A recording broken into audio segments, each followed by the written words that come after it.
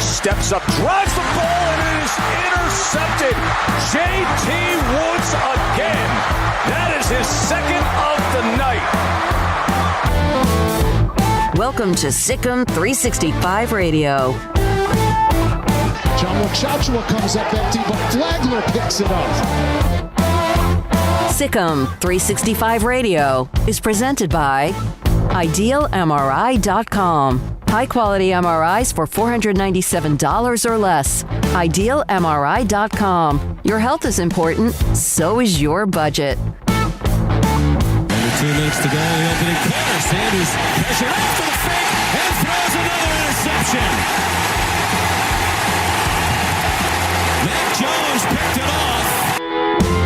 The 3 o'clock hour is sponsored by Waco Custom Marketplace. Meats, sweets, Texas treats, and a cut above the rest. 425 Lake Air Drive, Waco. Looking that way is Prescott throwing that way, and that's going to be caught for the touchdown by Amari Cooper. Now here's David Smoak, Paul Catalina, and Craig Smoak. All right, here we go. Sikkim 365 Radio, 365 Sports. Baylor last night handled their business. Jeremy Sohan is back. Also, there's some more transfer portal coaching updates we'll have for you today. A little note or two about the Baseball Hall of Fame the day after.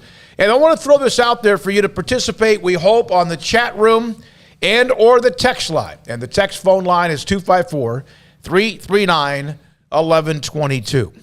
Well, not 3 names, not 5, not even 2.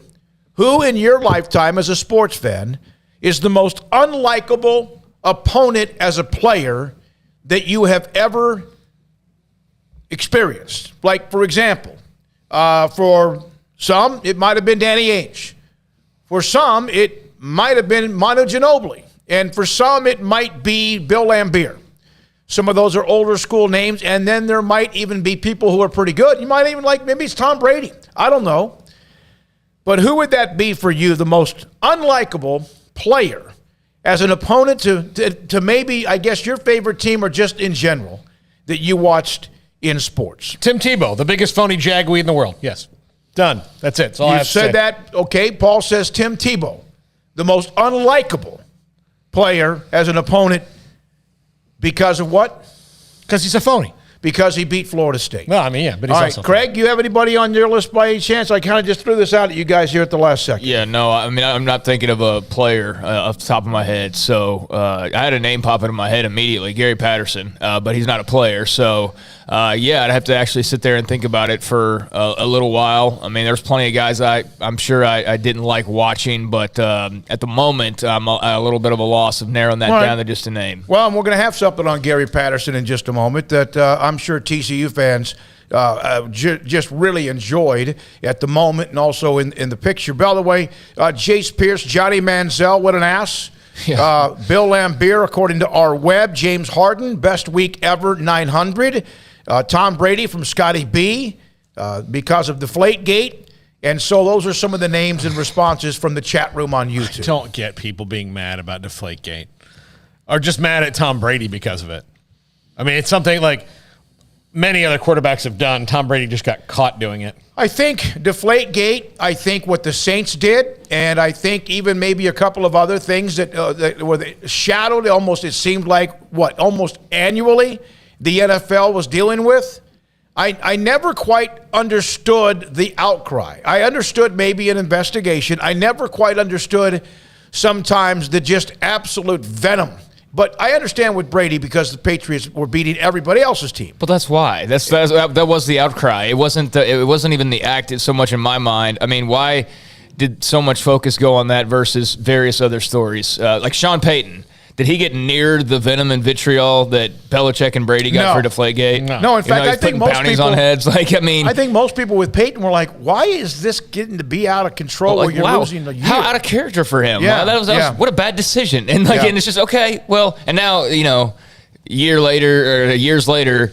You got Cowboys fans banging down the door to want to hire him. No problem there, right? And I'm sure that, teams, if you had a quarterback open and you could get Tom Brady, you'd probably change your tune real quick as well. I'm sure there's a lot of Bucs fans that suddenly found themselves going, oh, wow, I suddenly have a different opinion of Tom Brady now that he's wearing my colors. But, yeah, I don't know. I think sometimes stories get blown out of proportion, and I like at this point, I don't even remember all the details of that. Like, it was such a non-thing to me then and even now. But, hey, for those who it still bothers, that's your opinion. So I'm not going to tell you you're wrong. My friend Mike thinks it delegitimizes everything he's done. And I've told him, I was like, dude's won 7 Super Bowls. You think that's because of deflated footballs? Remember the comeback again? Yeah, you remember? Exactly. He's won since that. Remember, and he won prior to that. At least maybe he did. Bottom line is, I'll tell you this though.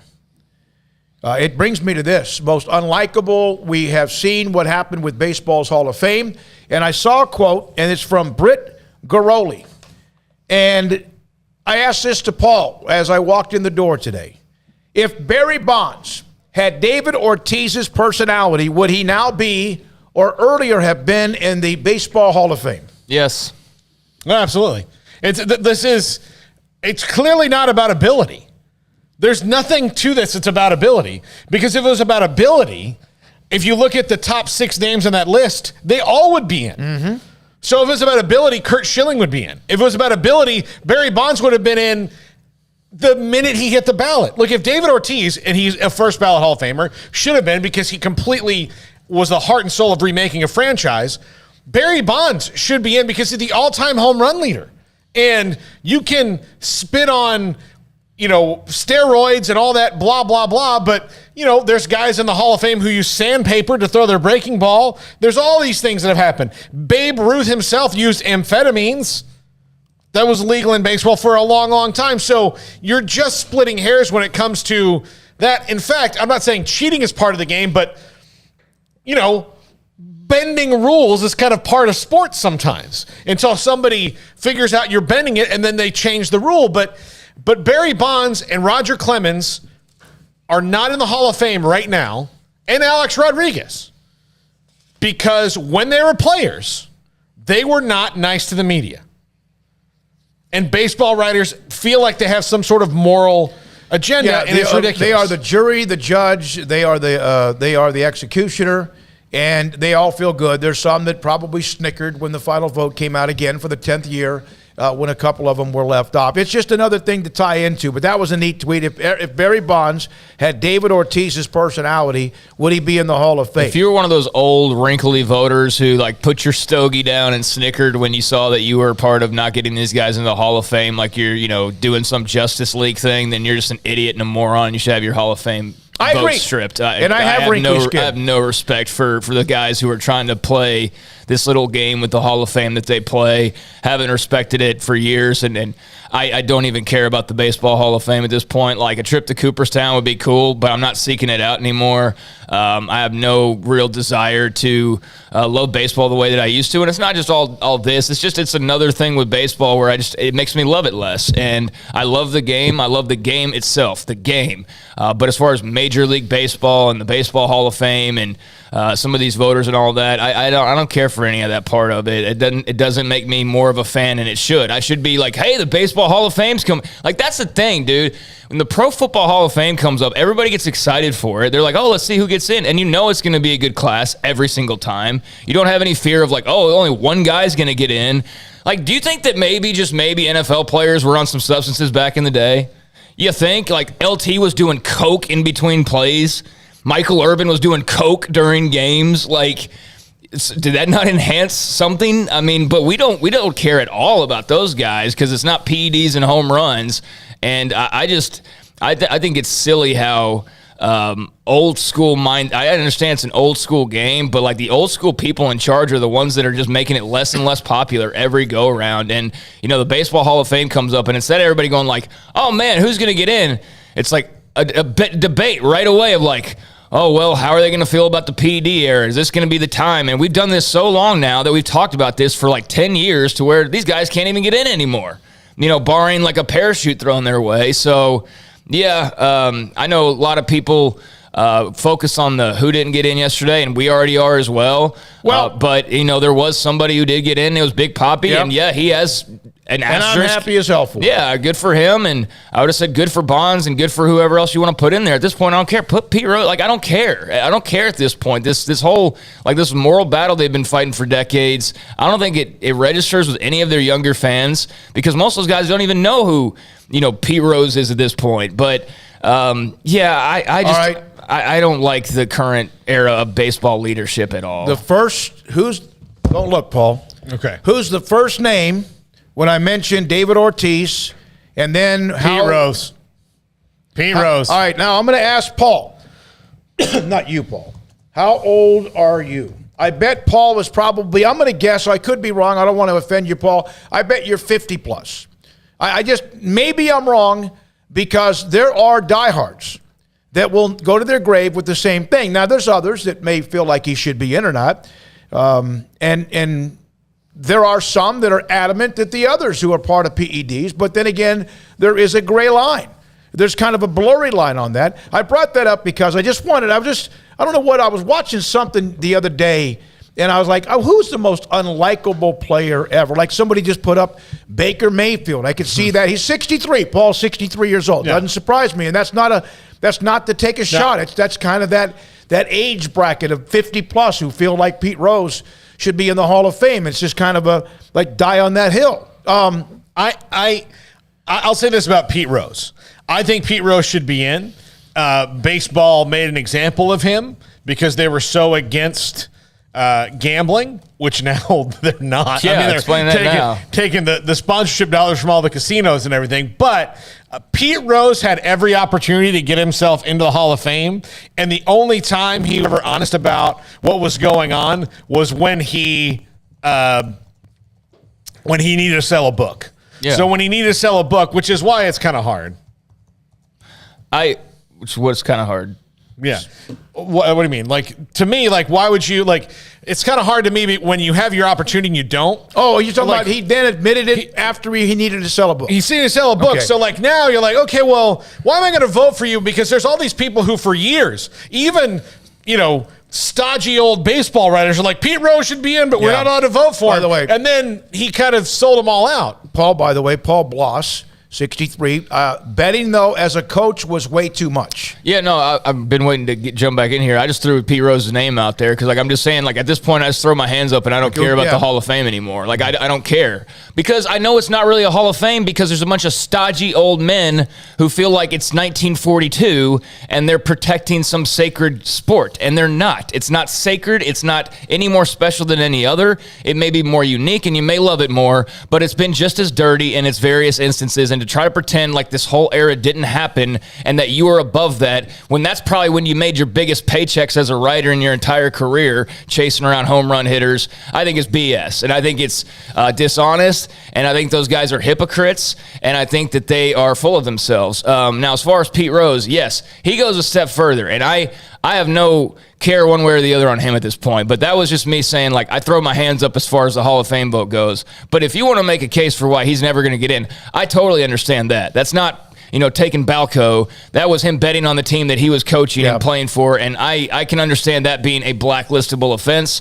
I don't have a problem with that one. I don't have a problem with those who say, but at this point, put him in there already. I don't have a problem either way. I think Pete Rose is kind of a D. I really do. I never really liked the guy. He was too old for me to have appreciated him as a player, and I've tried to absorb as much as I can. I know how great he was to the extent that I can. But personality-wise, I never liked him, and I could see that. But pure baseball player, yeah, he's a Hall of Famer. There's no doubt about that. Here's a note from the 321. Cheating in baseball is one thing. Being caught doing it is another. And denying it publicly doesn't help your cause when many eyewitnesses and your body says otherwise. Bonds doesn't play, let alone hit that many home runs without drug enhancers the last 3 to 5 seasons. There's a difference between illegal drugs that harm you versus drugs that help you attack the integrity of the game. Rose, who I love, attacked the integrity of the game. That's the difference. Harm yourself, but not the game. That's what baseball is basically saying. Yeah, that's fine. And that's fine. Like I just said, I don't care about the Pete Rose thing, but at this point, like this Hall of Honor or whatever they're trying to pretend it is, I think it's just BS, because I bet if we really went and dug through all those dudes from the 20s and 30s, and I'm sure we would find some things. Yeah, I think we already know some things, and we just but here's the difference. Throw that to the side. Those guys, for years and years, writers would go to the bar at night, smoke cigars with them. I saw this at training camp. Hell, I was part of going to a training camp. You'd go play various games. You'd go have a couple of beers, and guys smoking cigarettes or whatever back in the day, and they'd hang around, and you had your buddy system. It was also kind of getting information for your articles and as a beat reporter. That really doesn't happen as much anymore. There's kind of a line that's been drawn there. Oklahoma State today hired Derek Mason. That's a really, really nice hire from Mike Gundy. Obviously, what they had with Jim Knowles, who's fantastic with Ohio State, did a great job. Derek Mason, former Vanderbilt head coach, and let alone last year was with Auburn. Now, he's now a part of Oklahoma State. Yeah, I just think he and Brian Harsin didn't jive very well, and so it was just time for him to move on. Auburn also had a disappointing season. Armstrong will tell you he's got a brother who's an Auburn grad, and we sat in here and watched some games, and they were disappointing to their fans most of the year. And so that means you kind of shake up coordinators. But Derek Mason's a great hire. That's a good one to replace Jim Knowles, who's maybe the best defensive coordinator you've ever had at Oklahoma State. So the identity of your team right now at Oklahoma State is defense, even though you lost one of your best players to the transfer portal. I'm sure you'll get to that, Smokey. But it's still your identity of your team, so you got to keep that going as much as you can. Yeah, it's funny to see when moves like this are made and the two different responses that fan bases give you. You know, you got Oklahoma State fans who are like, we pulled an SEC D coordinator from right under their lips and right under their nose, and he's doing a sidestep. He's not getting a promotion. He's not bumping up a level and taking a bigger job like Matthew Pallage did, leaving Baylor for Oregon, going from safeties and special teams to a co-DC. Is Derek Mason's going from DC to DC, and that does say something about what they've got going on in Stillwater. But then if you look at the other side of it, and you got Auburn fans who will tell you, well, he was on his way out anyways, and it wasn't working or whatever. So we'll see. I think just on the surface, regardless of whether he was on his way out or it was some big swipe. Some big swipe by Oklahoma State. He's a good coach, and he's a good DC, and I think that given who you lost, there wasn't really going to be anybody out there that you could get that was going to maybe just step right into the shoes of what Jim Knowles had cooking at the moment that he left. But this is a really good hire, in my opinion, and I think this is about as good as they could have expected to replace Jim Knowles. So I like the hire for Oklahoma State. Obviously, we'll have to just see how it works, because hiring a good coach doesn't mean he's going to be a good coach for you. But I don't see any reason why Derek Mason won't work out well for Oklahoma State, and I see why they're excited about it. Well, he won't have Jarek Bernard-Converse. We had told you that he was in the transfer portal, and then even yesterday or Monday, Mike Scarborough, who joins us to cover all things LSU, said that he expected, or at least it was expected, most likely that Bernard-Converse would end up at LSU, and apparently that is the case. It's a nice pickup for a school that has had and needed, as Mike said, as you said, they needed to refill that gas tank because they had so many people departing. So that's another one. Yeah, good pickup for LSU. I mean, there's going to be a really weird-looking roster in purple and gold next year, just in terms of where they came from, because half the team's going to be from elsewhere because of so many players departing, and Brian Kelly basically just hitting the reset button. Not that they're rebuilding, but they're resetting in a major way. So yeah, you're going to see a lot of roster movement there, and it's going to be an interesting collage of players from, I think, all over that eventually, are donning the Tigers jerseys. Hey, Armstrong, the text or email about the Power 5 schools that have had the lowest number of those entering the portal. This is from yesterday, and of course that could change. At the very top with 3, Baylor, Oregon State, Texas Tech with 5, Oregon State 4. Obviously, there's a chunk at 5. Iowa, also a part of that chunk. Utah and A&M at 6. Now, what does that mean? You can read a lot into that. To me, that means there's stability. Players are happy. Teams are pretty good. Not all these teams are good. What does that mean that Baylor or these teams have lost just 3, 4, 5, or 6 players to this point? I think that's since August, by the way. Yeah, it means one of two things. Either, you didn't have that many players to lose anyway. I mean, that could have been one of the things. It's like only 6 guys went in, but you had a senior class or people graduating that were at 18. So you might have lost 24 players, but only 6 to the portal. So that can be deceiving. Now, I don't know that to be true with any of these teams. I mean, for Baylor, it's certainly not necessarily the case. Who has Baylor lost? R.J. Sneed? R.J. Sneeds to Colorado, Tyrone Brown to UTSA or something. Okay. And who was the other one? And by not knowing his name doesn't mean that he's not. Since August 1st. Yeah. Jacob Zeno.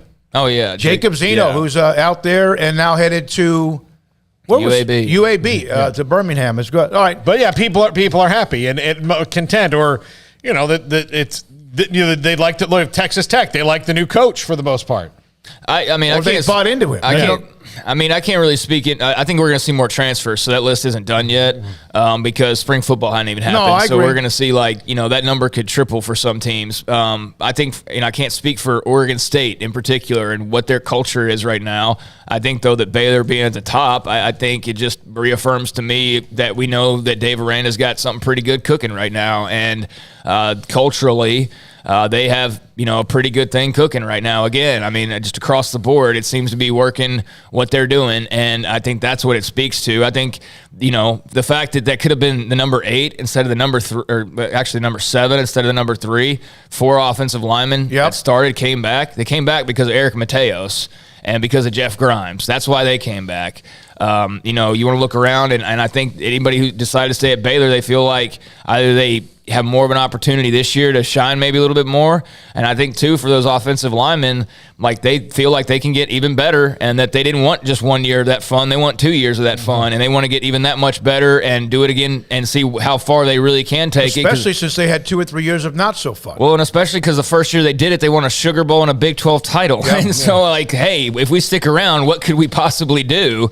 And, that's, I think, a big driving factor. Because obviously not all those schools on that list are on the precipice of winning big necessarily. But I think that's the belief in coaching and the culture. And, I do think it says something if you lose less guys. But, you could probably put this under a microscope and have a different, explanation for each one of them. But for Baylor, that's what it is to me. It should have a good culture right now, and guys want to be here. Yeah, and some of the others from Scotty B on the chat room, we appreciate all of it. It means loyalty to the program besides the bowl games for teams. Daniel, most of them are bowl teams. Jace Pierce, what's up with A&M losing? The 5 stars did their NIL check bounce, Jace. Well, they lost one. They lost Perkins, and he actually had not signed, but he was a commitment and a badass. I mean, there's no question about it. When you have several recruiting classes in a row that are pretty good, eventually guys are going to not have playing time. If you've signed 7 DBs who are 4 stars or higher over the last 2 or 3 years, and I'm just throwing random out there, but A&M's recruited really well. We know that. At some point, there's not enough room.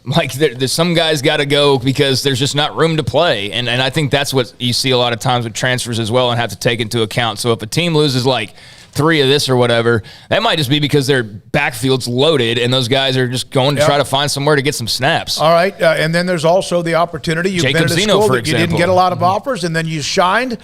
Even though Tulsa's a hell of a nice program with Philip Montgomery, we have great respect for them. Jackson player wanted to come play for Baylor or a Power 5 school and see what could happen to help his draft status as well. I have an idea for 247 or for whoever else wants to do this, because I'm sure as hell not going to do it, but I would be curious to know, and maybe you could look throughout the entire portal, but by position, who is more often? Because off the top, I would have to think quarterbacks are way up there. Well, but they wouldn't be because there's only one. But there's only one. Yeah. But I mean, obviously there, 5 offensive linemen on a team. There could be more, but per capita. Yeah, per capita would be Louisiana in recruiting football is high up because of their per capita of talent, of blue chip talent. Yeah. So, but per capita, because part of the reason quarterbacks go in is that you can only have one on the field at a time. You got to play. You know, so if you're a wide receiver going into the portal, it probably means you're the fourth or fifth guy. Yeah. Because if you're one of the top three, then you're going to play. Or someone who has fallen back, not because you're not good, but because of the system, like an R.J. Sneed was just, even though he caught the same amount of passes and yardage, it just didn't seem to be as much of a fit as it was before. Well, and two, like he'd been around for 5 years. So like at some point when you had the same year after year after year, it's like, do you want to do this again? Or do you want to maybe try something a little bit different? And that's how I see it with R.J. Sneed. But, or there's guys like Isaiah Nayor who were at Wyoming and then decide, you know what, I'm better than this and I'm going to go to Texas now, or Tennessee, which he also had the option, and plenty of other places as well. So, yeah, I would be curious about that. I would have to think that quarterbacks have to have a pretty high percentage per capita. I would think per capita. Yeah. Now, a couple of two or three college basketball notes. Baylor last night just hammered Kansas State, jumped all in their business. It was great to see Jeremy Sohan, the glue, or the one that kind of seemed like he does all the little things. Kendall Brown, double-double. You had even Flo Thom, but Jonathan Chamachachua had a huge game, hit a three. Everybody did something. I love what I saw with Del Bonner running the court. And his vision, and what Adam Flagler's now doing when it get into the half-court offense, if they are, with the ability now for him, his vision's gotten better. There were a few turnovers. Cryer had a bad turnover game, but he's right now their best scorer on this team. Yeah, and kind of thought that might happen. Kansas State had a big gut punch of a disappointment, then has to go play another great team on the road. So that's kind of happens after a hot streak for Kansas State. But for Baylor, Jeremy Sohan kind of, I think Kendall Brown, to me in particular, is at his best when Jeremy Sohan's on the floor with him. It's like they're kind of a power duo in that respect. Kendall Brown seems to play better when Sohan's out there. Everybody kind of does, but he in particular looked a lot better to me now that Sohan's back. Yeah, it could be and they, of course, both freshmen who are playing at a high level when they're on the court. Now, last night, Texas jumped all over TCU's business on the road in Fort Worth, and TCU's been playing pretty well. And beat them up. Now, at halftime of the game, do you have this, Armstrong, the Gary Patterson picture? I'm wearing purple today. Actually, everyone says I'm wearing purple. I'm actually wearing blue. It's a beautiful blue. This is at halftime of the Texas game beating TCU, and they posted this picture. Who posted this? University of Texas. Okay. And, you know, your skin crawling? I just think it's a little petty. I think it's super petty. It's not a little petty. It's super petty. It's a douchebag move. And I get it. It's a fun kind of ha-ha, but I think mostly it's just a really petty douchebag move. There's a statue of you at that place, man. Yeah, that's exactly right. I mean, there's a statue you're bitter. There. I know you didn't want to get fired, but, you know, if you eventually, well, he never will because he's the least self-aware human being ever, but a lot of people sometimes when you lose a job or something happens and you get a little perspective, you kind of start thinking, like, well, if you're TCU and you're paying this guy $5-6 million a year, right? And you're very average in your good years, the last 4, what do you have to do? You got to change things up. How do you do that? You fire the statue. And yeah, it sucks, but this is just... I mean, he didn't like if he. We have a guest at 3:30. So okay, well, you brought this up, so I mean, if he like signed off on them tweeting that, then he's a super douchebag. I think he is, anyways. But if that was just them randomly doing that, I mean, can't really blame him. That could have been a picture that he took 2, 3, 4 days ago. But the social media person, I mean, look, they got to get their digs in, and they got to get their look. They're getting their attention. That's all they don't care whether it's a good tweet or whether it was respectable or whether it was the right thing or whatever. It's social media, so basically it's the Wild West, and as long as they got 10,000 TCU fans who out of anger were punching that tweet, well, then they got the impressions that they wanted, and they really don't care. But I do think it's petty, and I think it's a douchebag move. And by the way, they're the ones that say, "Hey, we get more clicks and views than anybody." But also, it's dumb in the fact that if you're TCU and Texas is trying to troll you by Gary Patterson, be like, yeah, you're welcome. We sent him to you. Yeah.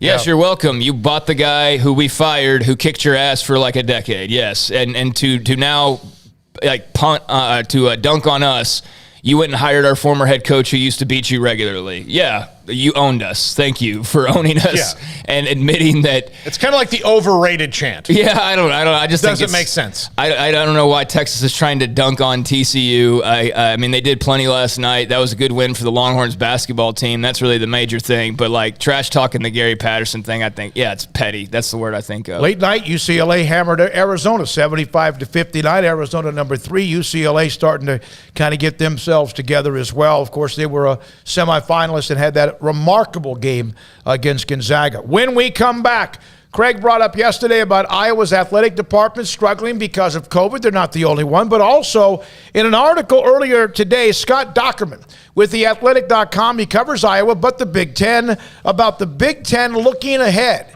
to possibly changing how many conference games they play during football because of the alliance and the expansion of the playoff. That's next. Sikkim, 365 Radio and 365 Sports. Right now at BetUS.com, $50 will get you 125% bonus on cash or 200% on crypto if you use our promo codes SICK'em125 for cash or SICK'em200 for crypto. You got the NFL playoffs this weekend. It's conference championship weekend. All kind of great bets. They got the Super Bowl coming up, the prop bets, and all kind of great stuff going on the Super Bowl. You can get it on that action right now for just $50 at BetUS.com. The 3-decade leader. Use our promo code SICK'em125 and SICK'em200. Kick off your new year with the Start Something New sales event. The 2021 Chrysler 300 has total values of $4,000 or 0% for 72 months and $2,000 in bonus cash. And the new 2021 Dodge Charger gets 0% for 72 months. For all first responders, get an extra $500. Shop for power, performance, style, and reliability today from Allen Samuels in Waco with the Start Something New sales event. Come by. Let's be friends. See dealer for details. All offers have credit requirements.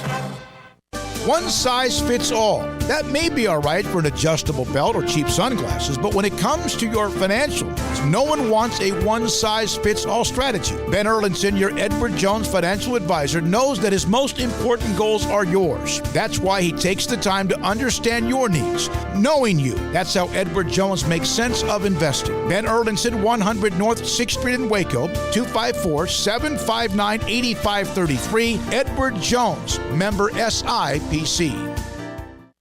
At Ideal MRI, we feel blessed to be part of the Waco community. We're a small family business here in Central Texas. At times like this, the cost of healthcare has never been more important. And unfortunately, significant illnesses and injuries still occur. And that's why Ideal MRI is open and here to serve you through this difficult time. So if you need an MRI, ask your doctor about Ideal MRI. You can schedule online in minutes at idealmri.com or call 833-IDEAL-MRI.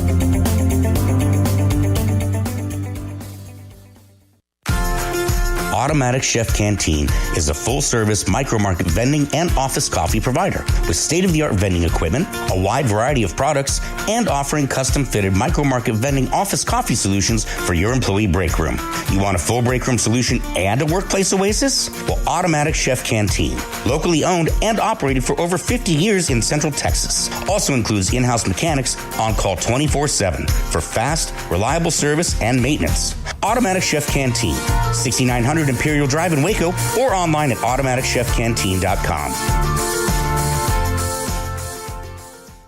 With so many companies and policies out there, it gets so confusing shopping for insurance, and I never know if I'm getting the policy that's right for me. Luckily, I met the team at the Niche Group Insurance Agency. With the Niche Group, you can go to one company and get access to coverage options from many insurance carriers, and you get to speak to a real person about your specific coverage needs. With the Niche Group, I know I'm getting the right coverage at the right price. If you need insurance, talk to the experts at the Niche Group at 1-800-258-8302. You know what would make this moment better? Pizza. Dough made from scratch and an Italian family sauce recipe pizza. 3 fresh signature cheeses making a melty blanket of perfection pizza. Like loads of premium toppings like crispy Old World pepperoni, savory Italian sausage, and fresh sliced veggies pizza. That's Marco's Pizza. Visit marcos.com and make any moment better. And with 4 locations in Waco, Belmead, China Spring, Woodway, and soon to open in Robinson. Marco's. Pizza lovers get it.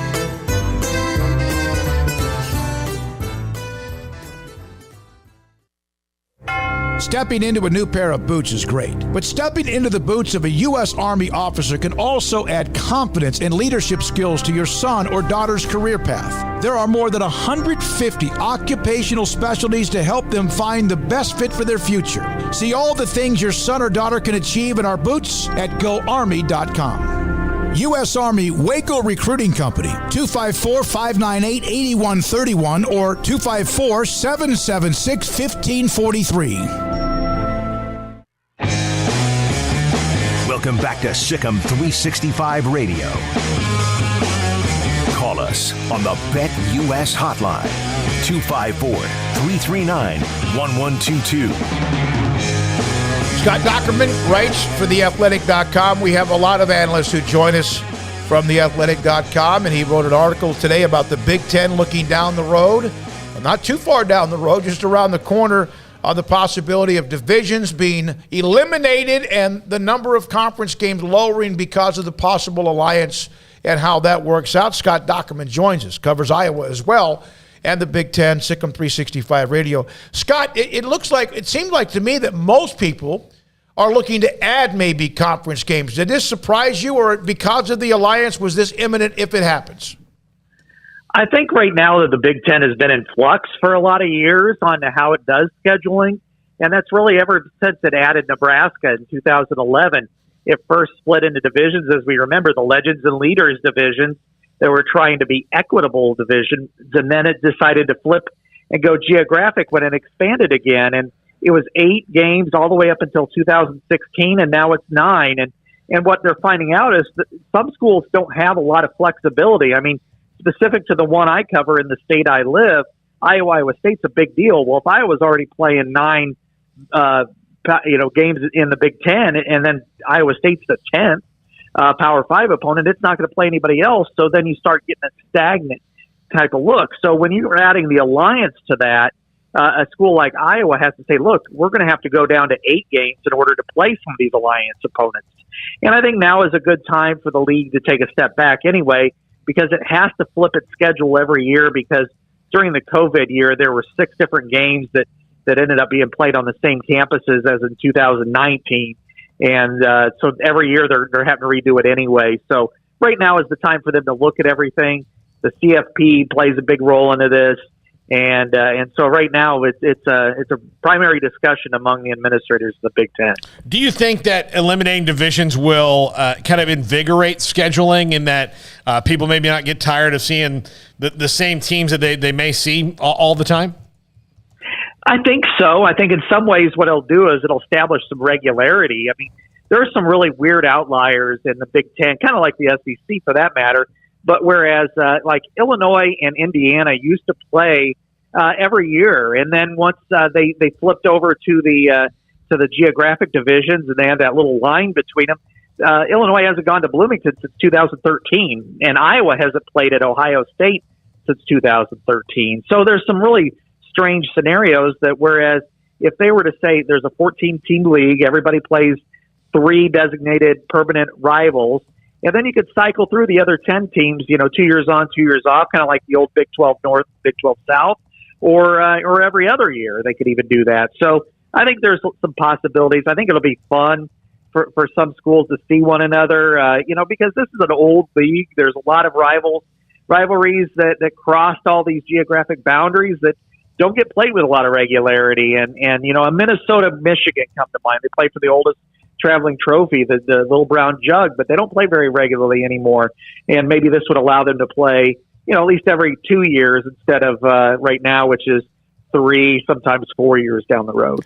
Scott, what have been your thoughts on the alliance at this point? I mean, I know not a lot has happened in this first year since it was put together, but certainly a lot of playoff input has come from the alliance, and that's played a big role in why we're kind of at the stalemate we are right now. But what have been kind of your thoughts on the alliance here in this first year?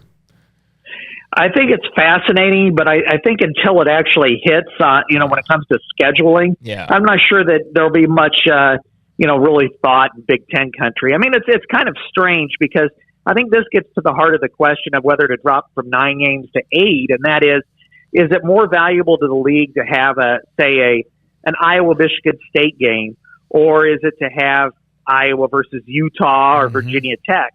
And then you go all the way down the line, and then you have, an Illinois-Indiana series, which doesn't move the needle at all nationally, but to each other it's a big deal. But would you rather have that, or would you rather have a Illinois-Wake Forest or Washington State-Indiana game? And that won't move the needle nationally either. So I think that's what a lot of the discussion is right now. Certainly among the fans, I think there's some interest and excitement. Like, who wouldn't be excited for a Ohio State USC or a Michigan Clemson game? But when you start getting past the top tier ones, it's kind of like interleague baseball.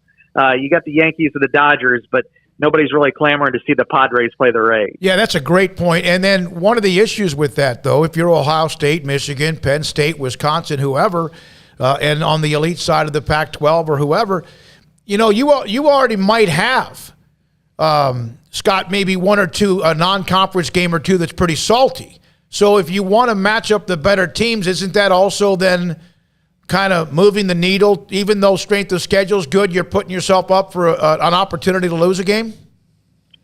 Yeah, and I think that's where it kind of comes down to the college football playoff discussion. I think if you get into the 12 teams, then if you're Ohio State and you play Clemson and you lose a close game at Death Valley, it's not going to kill you. You'll still be fine. But if you're talking about a 4-team debate and you go play Clemson and you lose a close one, and then say you lose one more in the Big Ten, you could be eliminated from the playoff.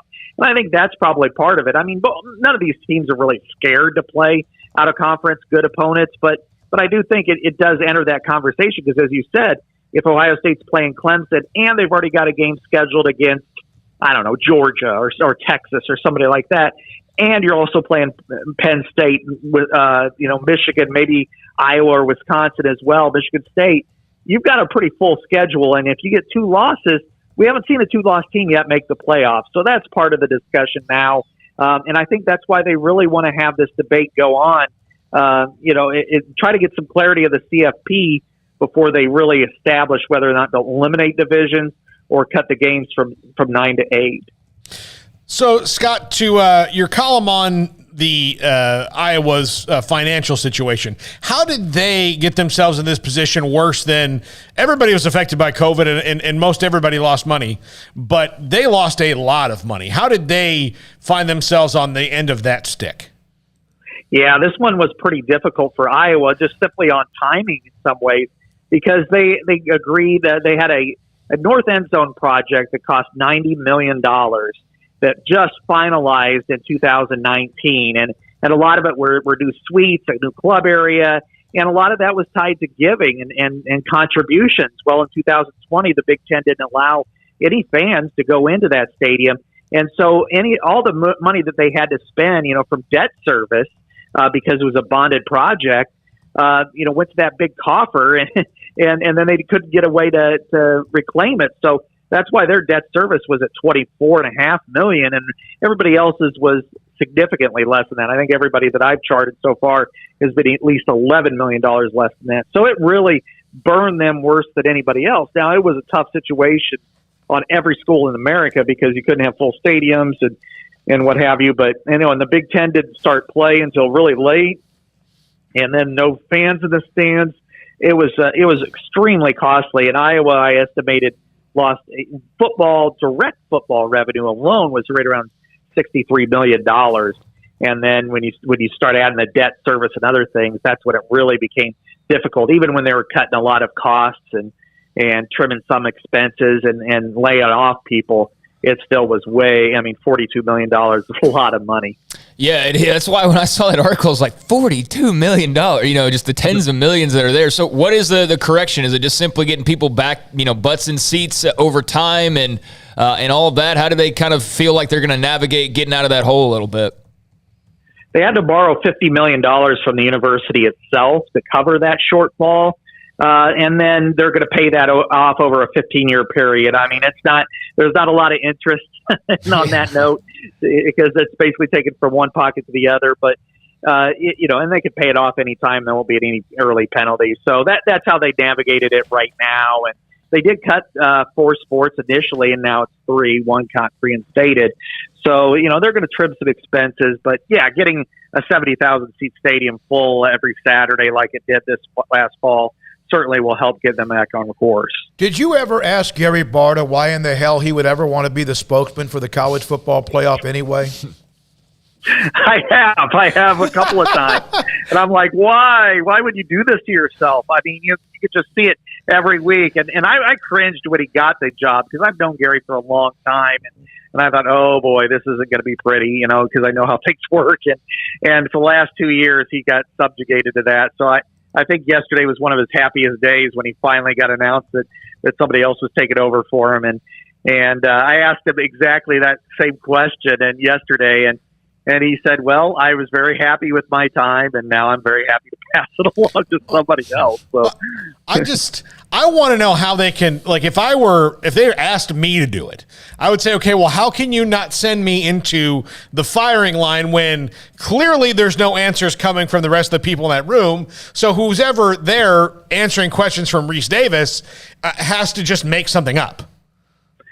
Yeah, it is really difficult. I talked to him about that last year, specifically in 2020, because he was in a position where he had to advocate for Iowa State over a Big Ten school in Indiana. And I mean, Iowa and Iowa State are huge rivals in all aspects, and it actually hurts his program in so many different ways if he's, pushing an Iowa State to the Fiesta Bowl over, a team that actually could get him more money, by making a bigger bowl appearance. And that's one of the things he was really discussing was just, it's hard because sometimes he doesn't even believe what's being said, or he voted a different way, but he has to go out and try to justify it. And then, like this year with Cincinnati, if he stumbles over his words a bit, that he really becomes, public enemy number one. So I think he's glad to hang that up because that wasn't really a comfortable position for him. Scott, thank you. Appreciate your time. Thanks for jumping on with us on many things, Big Ten and Iowa athletics, football, and much more. Scott Docterman, again, it's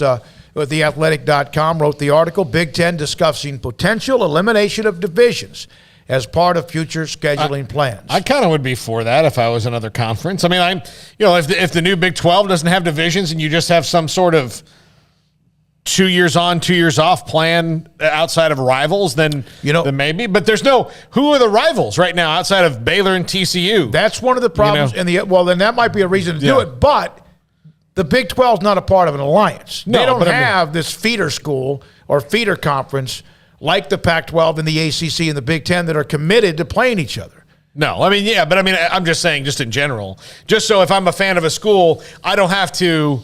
I'm just taking it for my family that are Texas A&M fans. They get really excited when A&M plays somebody that's not South Carolina in the East. Doesn't matter who it is. But they're just fired with Florida, Kentucky, whoever it is. They're excited about it because that's not a game they get to see all that often. I would kind of like to not go through that if you're a Big 12 fan because, what's the point of having all these teams in the conference, especially in football, when you play them once every 7 years? Yeah, I don't know. I think there's a simple structure you could probably put together, kind of like the NFL does. Hey, we play this division's teams, and we play them this year, and then the next year we play this division's teams, and that's pretty simple, and they seem to run through teams, through the whole league in, 2-3 years' time. So I don't know. I think, you got to take into account the championship game, and, then there's all the talk about, like, are championship games worth having and things like that, but I think divisions are they make it simpler. They make it more streamlined, and you're like, hey, these teams play these teams, and then a couple of these other teams, and then the top of this league and the top of that league, they meet in the championship game. It's, north-south take each other on for the title, and it's just simpler that way. But, if it was just either way, you're doing a rotation, whether you're in a division or not. So, it's whatever the Big 12's got to do to where you're not waiting 10 years like A&M to go to Athens for the first time or whatever. You're not waiting for Baylor to go to Orlando for the first time. It takes 10 years. As long as they avoid that, then I don't really care what they do, honestly. I mean, divisions, how you want to split them. I know people got a lot of great ideas, and it's fun to think about. But as far as, like, do I have, like, man, it's got to be this way or I want it this way? Not really. Like, I'm just kind of open to anything and, just make sure that these teams play each other regularly. That's all I ask. All right, thank you, Craig and Paul, and also thanks to Scott Dockerman, who covers Iowa and the Big Ten as well. Here's a note about Baylor men's basketball, winning last night and winning very impressively against Kansas State. And Paul mentioned even on yesterday's show about the possibility that maybe they their emotional gas tank could be on empty after the loss to Kansas at home when they had the big lead. Alabama is next. It's the SEC and Big 12 Challenge. And there are some interesting games. Obviously, Tennessee and Texas, Rick Barnes against where he used to coach. Two good teams. Kansas, Kentucky, that makes sense. Alabama, Baylor. Alabama this year has beaten Gonzaga, Houston, LSU, Tennessee, and won at Florida. Gonzaga and Houston, Final Four teams. LSU's really good. Tennessee's really good. And Florida has been okay. Mm-hmm. But they've lost to Georgia, Missouri, Iona, Memphis, Davidson, and Mississippi State, and then, of course, lost to Auburn recently. And Auburn, of course, number one in the country. That tells me if I'm Baylor, I'm on high alert. No, that's exactly right. It seems like they're giant killers and unpredictable as well. Whoever you see right now, that may not like bipolar as a basketball team. Yeah, but think this about seems like that resume. That's what they get up for. That they're big game hunters, but if you said, all right, let's go hunt an elk, they'd be like, yeah, let's do it. Like, how about dove? No, that's little. No. Yeah. No, that's not waste our time. And that's that. No, or they want to go hunt elk, and then they get there and they say, how about let's look for an elephant? Yeah. But Gonzaga, Houston, LSU, Tennessee, Florida, that's impressive. And then again, some of the bad losses as well. We will have today at 4:30, Rich Sermonello. He is a part of the Maxwell Award. The Maxwell Award obviously has their national award that's released along with many others in December, and then some that are announced even in January, like the Campbell Award. But Dave Aranda's name was a part of many of the Coach of the Year ballots, and sometimes he was a finalist on many of them. The Maxwell Award actually has Dave Aranda as their Coach of the Year, and Rich will talk with us today at 4:30. He put up a tweet earlier today that was pretty impressive about what he said about Dave Aranda. We'll have that also coming up next. But when we come back, we do more. 254-339-1122. That text line is still available. The chat room is going nuts. That's even good as well. And this is Sikkim 365 Radio and 365 Sports. The Arboretum, the pavilion at the Arboretum in the Woodway, city of Woodway. The perfect place for your next corporate event, conference, meetings, galas, banquets, weddings. Seating up to 360 people, or maybe even 500 in a reception style. Tables and chairs included, complimentary AV, wireless microphone, screen and projector, flexibility of outside vendors, which can be a big deal because when you do rent other places, because they also have who they want, and sometimes they themselves are the ones that cook the food and deliver the food or cater the food. But also you have the flexibility if you want at the Arboretum, the pavilion at the Arboretum in Woodway to do that. And then also a central location. It's a beautiful location. If you've never been there, it is gorgeous. The landscaping, the walkways, the pavilion itself. Outside of the pavilion, there's a walkway almost all the way around it where you can see the beauty and right now the colors and much more. It's the perfect place for your next event. It seats up to, again, 360 or 500 reception style. Call and discover, or go online and discoverwoodway.com. Payments for qualified buyers only at 2.9% with $5,000 down cash or trade. TTL Extra. See dealer for details. It's New Year, New Ride time at Richard Carr. New Year pre-owned deals like a 2017 Dodge Challenger for $272 a month, a 2019 Ford F-150 for $422 a month, or a 2014 Cadillac CTS sedan for $227 a month. Our vehicles go through a 172-point inspection and we pay top dollar for your trade. 100% approval is always our goal. Find your next car or truck at Richard Carr. At Richard Carr, we give you more.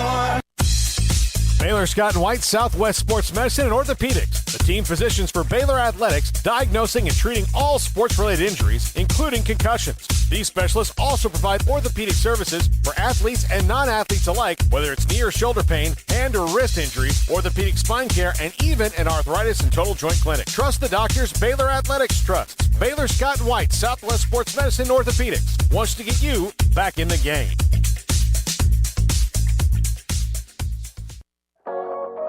Waco Regional Tennis and Fitness continues to add more weapons to your getting or staying in shape arsenal with 8 brand new treadmills ready for you to run or walk a mile or 2 or 10. And with the explosion of interest in pickleball with instructors Joe Rosa and Jody Thurman with more courts available. Waco Regional Tennis and Fitness with large flat screens stretched across the weight room with Wi-Fi available, their own app to enjoy news, business, weather, or sports. Everywhere you look, there's energy, passion, and commitment. New touchless water fountains outside of each locker room, and all the locker rooms with showers, sauna, and whirlpool.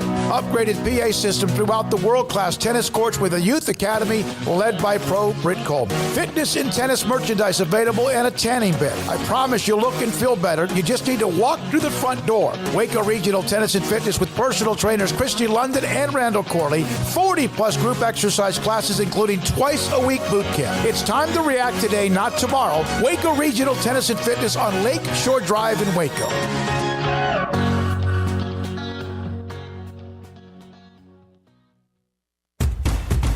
Hey, this is Bryce Petty, former starting quarterback and 2-time Big 12 champion, and I know firsthand the importance of being in top shape both on and off the field. So listen up, men. If you're feeling beat down day in and day out and looking for that high-performance edge that separates the men from the boys, then look no further than the Petty Clinic Low T in Waco. Petty Clinic is a comprehensive men's healthcare clinic with an atmosphere catering to men. Board-certified Dr. Kent Petty has a special interest in offering the highest quality medical care to men of all ages. Some of the services offered include screening and treatment for low testosterone or thyroid, infertility, high blood pressure, diabetes, high cholesterol, sleep apnea, while offering comprehensive wellness exams and complete men's health lab panels. High performance men, remember, it's not just a Petty thing. This is Bryce Petty, encouraging you to reach out and Google search Petty Clinic Low T or go to pettycliniclowt.com and get your complimentary lab screening today.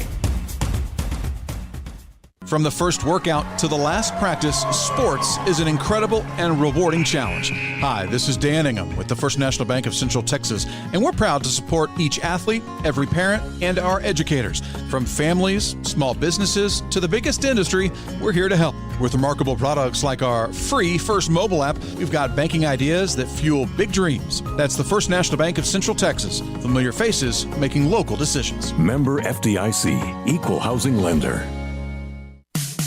In the market for a quality metal building? Since 1943, Pioneer Steel and Pipe has helped Central Texas residential and commercial customers with metal building design, panel options, building components, and trim options. Pioneer Steel and Pipe's residential line is energy efficient, offers low maintenance, reduces insurance payments, is impact resistant, and carries up to a 45-year limited warranty. In addition, they can also help you find a metal building contractor for your project. Pioneer Steel and Pipe with locations in Waco and Bryan and at pioneersboys.com.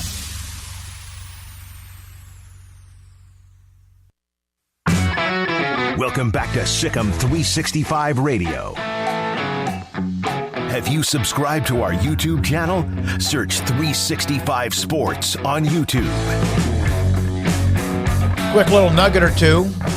Thought this was a pretty neat story. Paul, did you see where the Chiefs fans, in a nod to Buffalo Bills Mafia, donated nearly $200,000 to the Buffalo Children's Hospital? Yeah, that's pretty awesome. The Bills Mafia has been doing that for years. You know, they donated a bunch of money to Andy Dalton's charity when he helped get them to the playoffs a couple years ago.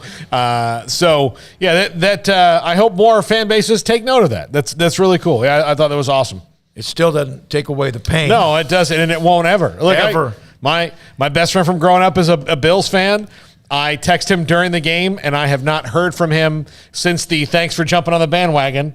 He might blame me for jumping on the Bills bandwagon. Do you think you may want to check on him? I'll call him this week. I will tell you this. When we were in middle school and high school together and the Cowboys beat the Bills 2 years in a row in the Super Bowl. Beat them up badly. I'm not necessarily a Stars fan, but the Stars beat the Sabres, so that was Dallas over Buffalo. So believe me, I let the Dallas versus Buffalo 3-0 thing hang over our friendship. Well, Bills had the Scott Norwood moment. They have this one. Man. Now that I'm older and mature, I think it's cool, feel though, bad the Bills and Bengals were this deep, and I know the Bengals now. And now, because the Bengals made this run, guess who moves up another notch on who hasn't been to the championship in 25 or 30 years? The Washington, Cowboys in Dallas, Washington. Yeah, they move up another notch because the Bengals, I think, were at the top. All right, when we come back, we'll hear from King McClure, former Baylor guard, also a part of ESPN. His thoughts about Baylor after all of what they dealt with the loss to back-to-back losses to Oklahoma State and Texas Tech, and what he sees. But who's getting better because they had to play more? Next on Sikkim 365 Radio, 365 Sports. IdealMRI.com. Dr. Rob Maxey contacted us, wanted to be a part of this show, and they have been since day one, really even before day one in April of 2020. One of the title sponsors of this show. Here's what they can do. Help you understand what hurts you badly, a ligament, a bone, a muscle, or something. And number two, save you money by doing it. Right now, average MRI costs about $1,100. IdealMRI.com, located in the Central Texas marketplace. IdealMRI.com online. They can help save you a ton of money. $497 or less every single time you have an MRI, and it is $497 or less every single time, plus they'll help you with the insurance. What I loved about it, I've been there 3 or 4 times, is that you get like the appointments, it's not going to take you long. And it's not because they don't have business. They have a lot of people going through. They're open a little bit later into the evening as well to a convenience of you, the customer, because you might work during normal hours. And when you get there, there's not a long waiting list or a huge room filled with 75, 30, 45 people waiting for your name to be called. You get in. The Texan specialists are great, and you save a ton of money. And then, bottom line, you get to find out what the hell hurts. Tell your doctor about IdealMRI.com. Baylor University is where lights shine bright. So, let there be light. Let there be roommates and teammates, scholarship and championships. Let there be fresh starts and new traditions, fast friendships and lasting impacts. Let there be laughter. Let there be joy. Let there be light. Baylor University, where lights shine bright.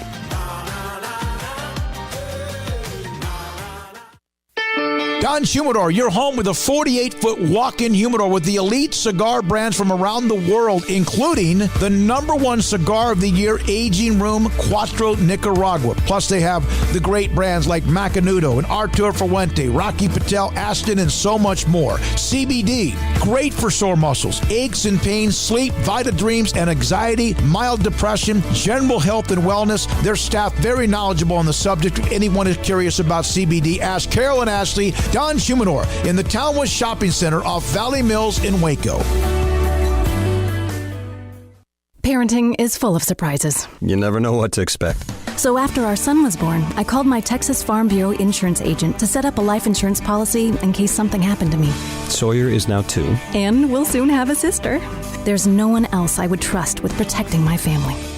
Stop by and see our agents at one of our 3 McLennan County locations. Coverage and discounts are subject to qualifications and policy terms and may vary by situation. Y'all listen up.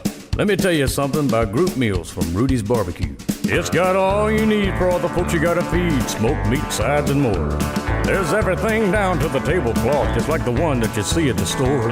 At a bridal shower, it's better than flowers. And a long distance meeting, it'll pass the hours. It'll feed all the cousins at a family function. It's better than potluck at a church luncheon. Next time you need to feed 10 or more, call and order a Rudy's group meal. Next in line. It's plain and simple. Waco Custom Marketplace is the one-stop shop for what you need for tailgating, from charcoal, cold beer, and wine. And, of course, customize your order with brisket, tri-tip, sausage, wings, smoked pork tenderloin, country-style or pork spare ribs, marinated beef and chicken fajita meat, ground beef and chili, meat, hot dogs, and burgers, buns, seasoning, sauces, chips. There's fresh baked bread and kolaches every day, breakfast sausage links.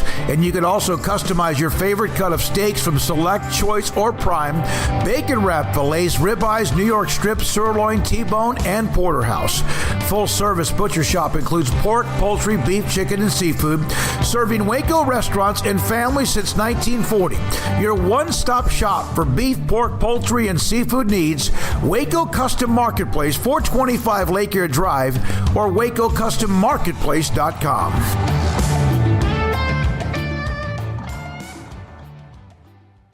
Sports bettors, it is that fantastic time of year. The NFL playoffs, the Super Bowl, college basketball, the NBA, all of that coming up right now, and with great action at BetUS.com, the 3-decade leader. And right now, for just $50, you can get in with our promo codes, SICK'EM125 for 125% bonus on cash, or SICK'EM200, that's a 200% bonus on crypto. So go to BetUS.com today. $50 gets you 125% bonus on cash or 200% on crypto with our promo codes, SICK'EM125 and SICK'EM200. That's at BetUS.com. Welcome back to Sick'em 365 Radio. Corral on 2nd and 15 as they're chopping down on his legs, and then they take him down high as well. Ika finished it. The 4 o'clock hour is sponsored by Boozer's Jewelers, the wedding ring store, specializing in custom jewelry and repair, all in-house. Now here's David Smoak, Paul Catalina, and Craig Smoak. Here we go. Sick'em 365 Radio, 365 Sports, hour number 2. Last night, Baylor took care of their business and then some. It was great to see Jeremy Sohan back. They did it without James Akinjo. Some players are getting more minutes, getting better when they get that. King McClure, former Baylor guard, ESPN broadcast analyst, joins us on 365 Sports and Sick'em 365 Radio. King, obviously, with Akinjo in and out, and then Sohan was out, and there were some bumps, no question, and bruises. But it appears as if some of the young guys that are starting to get, well, they're getting more comfortable in their role. That doesn't mean they're getting better, but it appears as if 2 or 3 of them. We've seen what Bonner's done. Now, Flagler, when it comes to perhaps the half-court offense, the pick and roll, gets more vision. And your thoughts about what they've done overcoming the loss for a little bit of Akinjo and Sohan?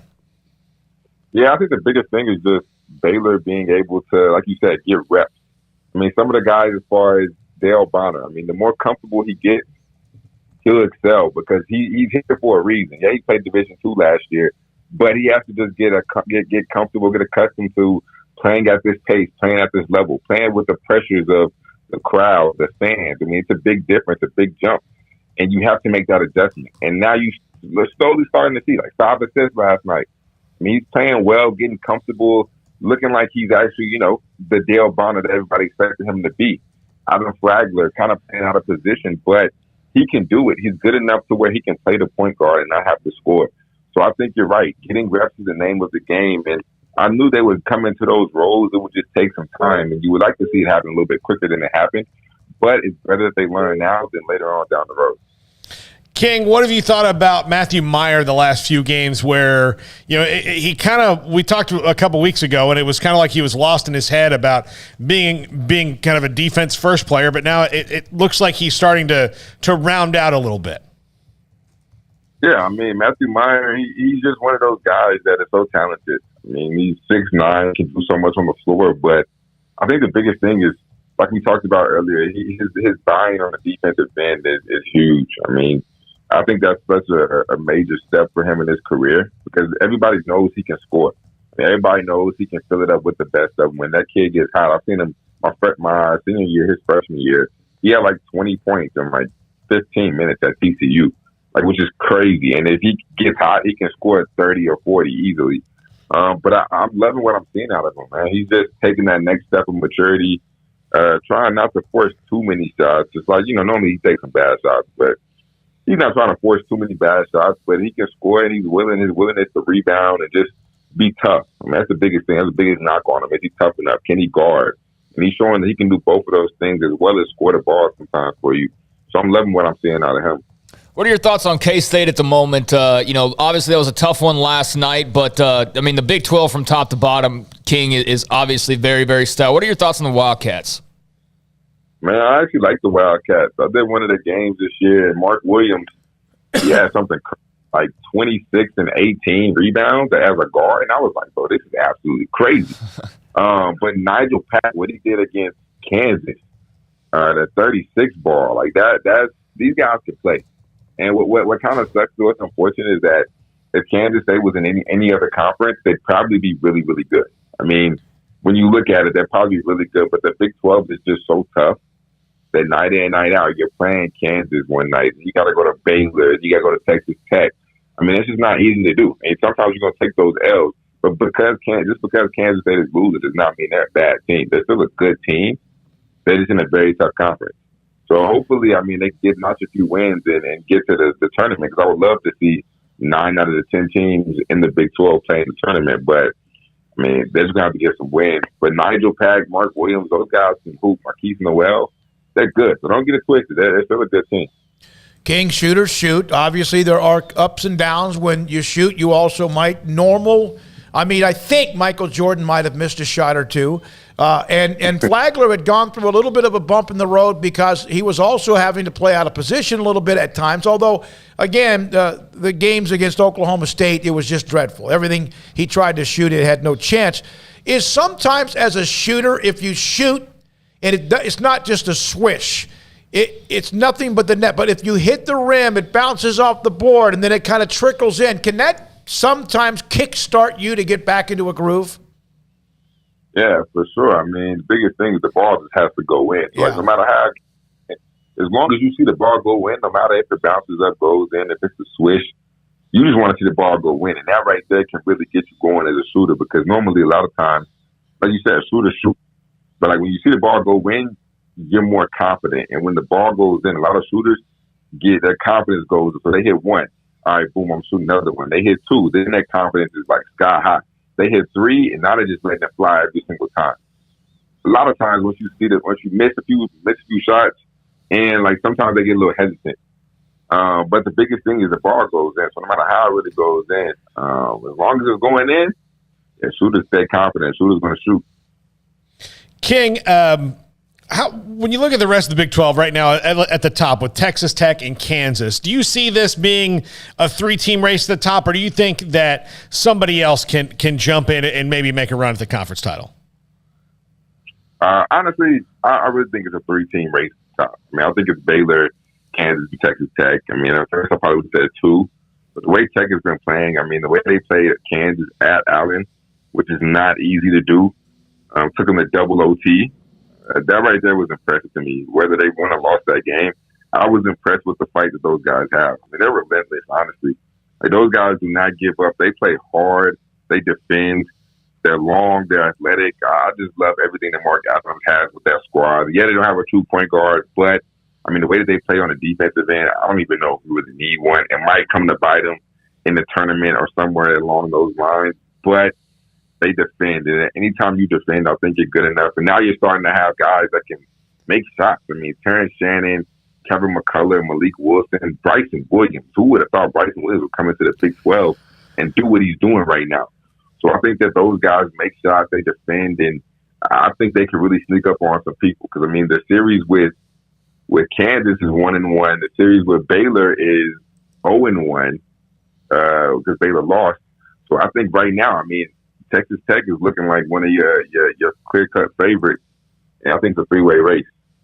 How much fun did you have watching that Tech and Kansas game a couple nights ago? Man, I was having fun. I'm not gonna lie to you. I was really, I wanted to see somebody beat Kansas at Allen because it doesn't happen much. Yeah. As a player, it doesn't happen. I mean, I know I'm biased, but it just doesn't happen much. We don't see people go into Allen and beat Allen. I mean, beat Kansas in their home and on their home court. So I was hoping that they could pull it off. Just cheering for the underdog. That's just me. But it was a great game. Ochai Agbaji that's a bad dude right there. Paul's been saying, and I got to give you credit. You've said this now. It's not like it's not obvious how good he is, but he's the player of the year right now in college basketball. Yeah, I mean, honestly, you really have to give it to him. I mean, there's a few other guys who you can maybe give it to. Johnny Davis, maybe from Wisconsin, who put up some big numbers. Maybe Jaden Ivey. But Ochai Agbaji, he's just been so consistent every single game. And the way he does it, he's just so efficient with it. I mean, it's a very simple game. He's going to get to the rim, take no more than like 2-3 dribbles, catch and shoot for the 3, take a 1-dribble pull-up.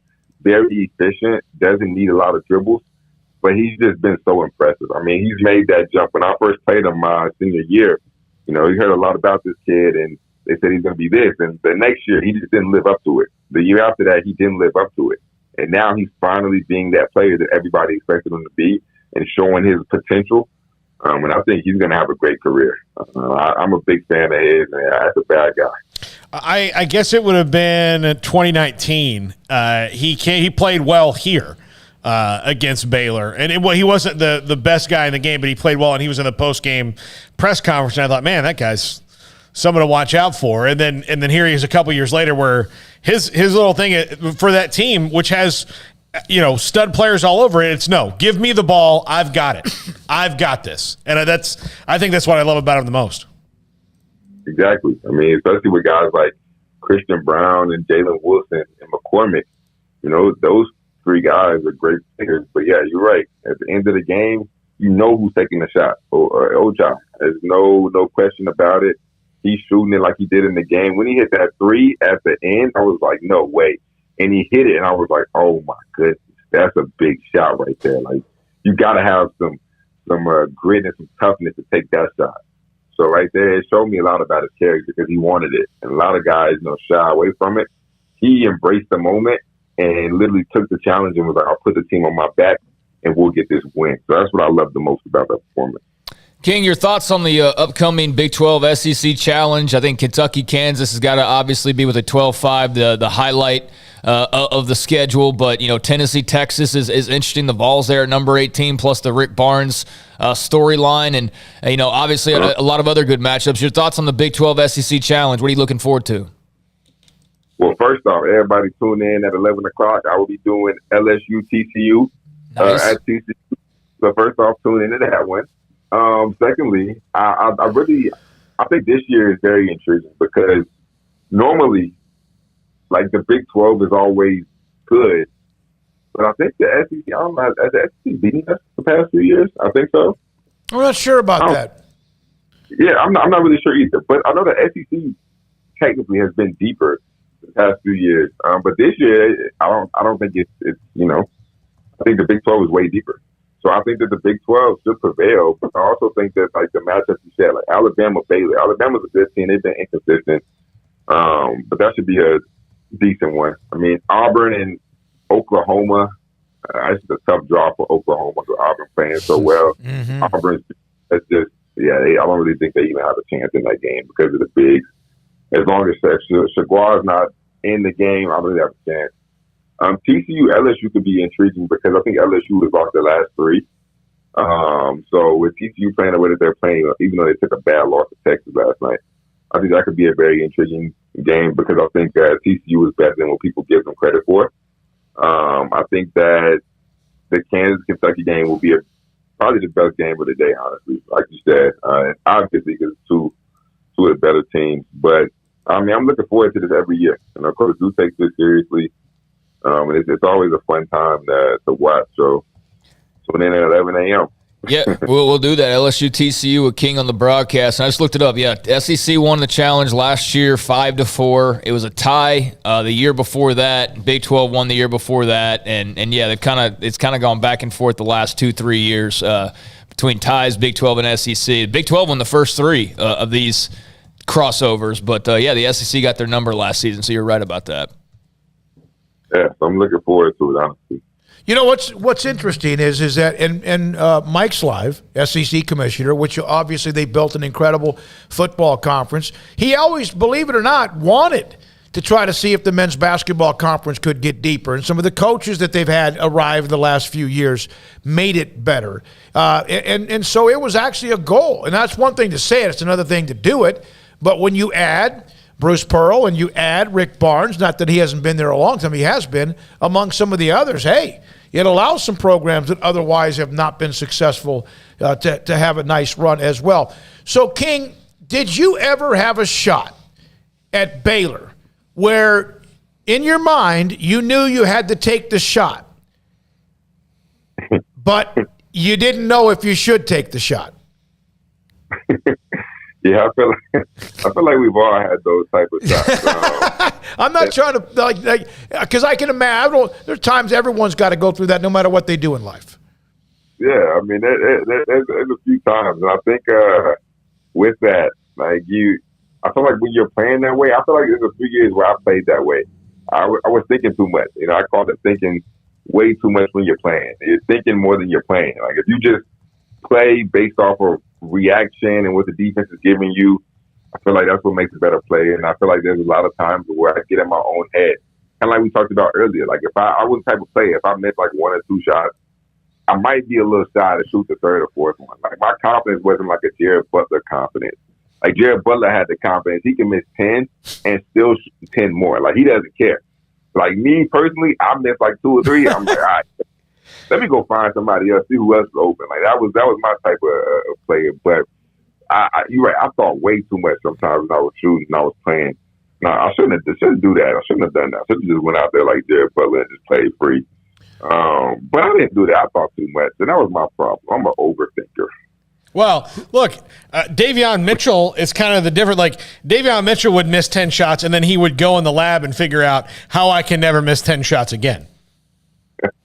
Yeah, I mean, I was the same way too. Like if I shot bad that night, I mean, I'm going straight to the gym. I'm getting up some shots, and like, what's wrong with me? Like, why am I shooting like this? But then I would get in my head even deeper. Like, oh my goodness, if I shoot like in the practice gym after the game when I'm missing, I'm like, what's wrong with my jumper? Is my jumper broke? Do I need to fix it? Do I need to like call my dad and ask? Do I need to call Coach Tang and ask him like what's wrong with my shot? Like what do I need to do to fix it? And I would get in my head deeper than that, and I shouldn't have done that. Looking back, I should have changed that. I should have just been more confident and just let it fly.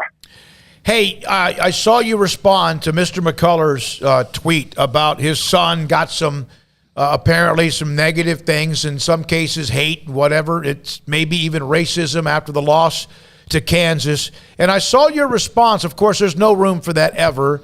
But that you even saw maybe some of your teammates had dealt with that before. Can you kind of give us a scenario there? Yeah, no, for sure. I saw that tweet earlier, and it kind of made me mad. Like, it's really I don't know, I never go on Twitter rants, but that just kind of made me really mad because, number one, your son, like Kevin McCullough, he played his tail off. Like, he played hard for the university, did what you asked for as a fan. As a fan, you want to see a team compete. Playing against Kansas is not easy to do. Going out, and like we talked about earlier, it's hard to take a team in double overtime. So if you go out there and take a team double overtime, you come up short, all you can ask for is that your team, like, literally played their behinds off and laid everything they had on the line. And that's what those guys did. Not to mention, they did beat Baylor at Baylor, and they beat Kansas at home. So, like, let's not forget that what Kevin McCullough has done for that program. But for fans to take it that seriously to the point to where you have to send death threats and say racist things in his DMs because they lost, that's not a true fan. Like, what are you doing with your life? Like, that right there is horrible, and that there's no place for that in our game. You're not a real fan if you're willing to do that. A real fan is sticking with you through the losses. A real fan is going to ride for you and support you no matter what happens because they know that you gave your all. That's a real fan. And for you to send a hate message to a kid who's 20 years old, the kid just turned 20 years old. Like, come on now. You're a grown person, grown individual sending death threats because you probably gambled a little bit of your money and lost it. And you want to send death threats to a kid? That's not okay. That's not acceptable. There's no room for that in the game of basketball. And yeah, I've had teammates deal with that. I've had people DM me, not death threats or anything crazy. They just talk recklessly. Like, you're horrible. You should never play basketball again. Like, you need to just retire from the game of basketball because you're absolutely terrible. You're horrible. You suck. Like, I get those all the time. Like, I'd have had Jake. I mean, one time we was on the bus and Jake got a person type F you 100 times, but they didn't say F you. They said the actual word 100 in a message to Jake, and Jake showed me. And Jake thought it was funny, but like stuff like that, like the stuff that happened with Maceo, and how he was receiving threats too. Like that, there's no place for that in our game. People need to realize at the end of the day, like, yeah, you care, you're passionate, but it's just basketball. Like, it's literally just a game. Yeah. It's not a life or death thing. You're not about to lose your job or lose your life over this. This is just basketball. And for people to actually do that to kids, people who aren't even grown enough to pay their own bills, people who are still playing in college for entertainment purposes, there's no place for that. And those people should honestly just not watch basketball and do whatever they got to do. But stop sending hate mail to people, especially people who are 18, 19. There's just no place for that. You're supposed to bring you joy. Like, you're supposed to watch sports and be happy. Yeah, it's supposed to. So if it's making you mad, you gotta stop doing it. Yeah, I agree. King, thank you, man. Yeah, go ahead. I said, make you mad enough to where you got to send a death threat. Tell the guy that you're going to find where he lives and kill him. Like, what? Yeah. No, that's like, it's nuts. You would always wonder, social media would be a hell of a nice, better place if people use their real names and their home address and their phone numbers. Thanks for your time, King. Thank you very much. King McClure, former Baylor guard, also with ESPN, has that game 11 o'clock. You mentioned it, with TCU coming off the tough loss. Got beat up pretty good last night in Fort Worth by UT. When we come back, Rich Sermonello, he's a part of the Maxwell Club. They are presenting Dave Aranda the Coach of the Year award, and his thoughts about Dave Aranda and also the kind of career he's had already as 2 years at Baylor and what he's known and seen from afar. Sikkim 365 Radio and 365 Sports.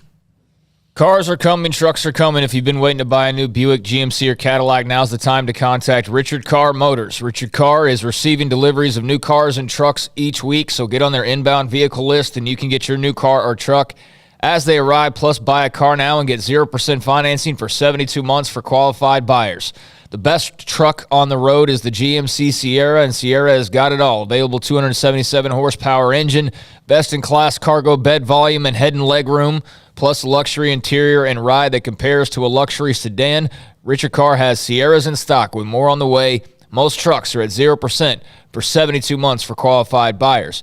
Richard Carr also has 11 different SUV models to choose from with dozens of trim options. It's a one-stop shop to find that perfect SUV for your needs, whether it's the Buick Encore or the Cadillac Escalade. Richard Carr has the SUV you need starting at $24,000. So call now, come by now, or go online to find the perfect SUV for your family. And Richard Carr is also loaded with premium pre-owned cars and trucks. If you're not looking to buy new, they have over 10 lenders who will do what it takes to get you in a car today. 100% credit approval is always their goal. So trust the good local people you can count on for over 20 years in Central Texas.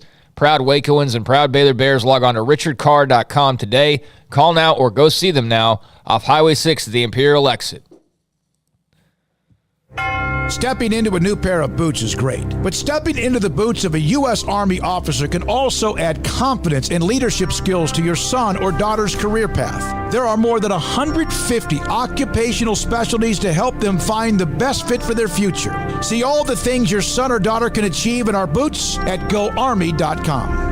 U.S. Army Waco Recruiting Company, 254-598-8131 or 254-776-1543. Riverbend Liquor and Wine, Lakeshore Drive at North 19th Street in Waco, is a hidden gem. They've got a great selection of spirits, wine. Brad Boozer, Boozer's Jeweler, joins us on Sikkim 365 Radio. I've seen people walk in there. First of all, you have so much to show, whether necklaces, bracelets, rings. You have the watches. You have numerous great watches as well. You really have pretty much everything, don't you, when it comes to jewelry? That's correct. Kind of a one-stop shop and all. And the fact that we have the two jewelers on staff, the repairs we can do, the fixing of your jewelry, and the remaking of any jewelry has really set us apart from anybody else. You want to know why they're successful? Brad Boozer, the owner of Boozer's Jewelers on the corner of Valley Mills and Lake Air in Waco. This is Sikkim 365 Radio. Text us at 254-339-1122. The Sikkim 365 Radio text line is sponsored by Riverbend Liquor and Wine, with the most extensive variety of craft beer in Waco. A hidden gem on Lakeshore Drive and 19th Street.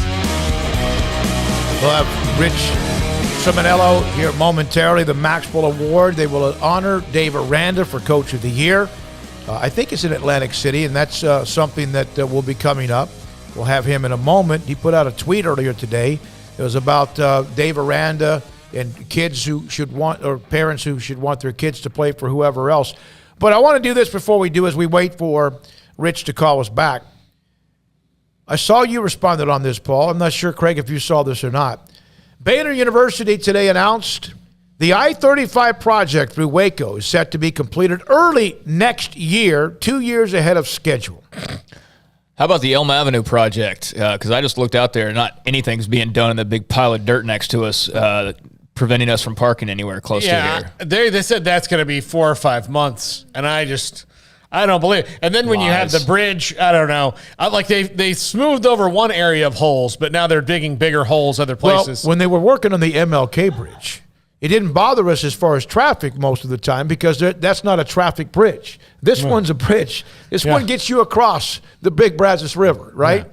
So I don't know. I don't believe that it's going to be ahead of schedule. I refuse to believe that. They wouldn't announce it if it was. I mean, look, they think it is, and that's not. They're not lying. They've been told that it is. It's going to be finished then, but there's always something. Okay, I want you to be on once in your life positive about this. Listen, if you're never optimistic, you're never disappointed. It's technically true. It's or also, you just live in a perpetual state of disappointment, and you're always disappointed. But if you're never, if you don't believe the hype, then you don't, Well, I mean, I hope it's right. I hope that it does get done. I mean, it does look like they've made good progress, and it's just funny to me to see people have driven through town. It's like somebody with Austin next to their location complaining about traffic in Waco. It's like, really? Yeah. You're complaining about traffic in Waco, this project that TxDOT's doing as though, like it's somehow our fault that this traffic is the situation that it is. People just like to pop on Waco. I know. They haven't been here. No, I know. Yeah. And I'll pop right back. I have no problem with that. But, yeah, I mean, if it's going to be done sooner rather than later, that's great. I mean, it looks like they've made good progress, and it would make for a hell of an easier drive going through here because, I don't think we can talk about it, but people really have no idea how much different holes are being dug up right now all around this city and roads changed and everything else. It's crazy. It's crazy all that's going on at once. It's good because they needed it. Sometimes you wonder if you could do it all at one time, and that does seem at times to be the case. But I don't advocate for what China does for most things, but I will say on highway construction, they get crap done.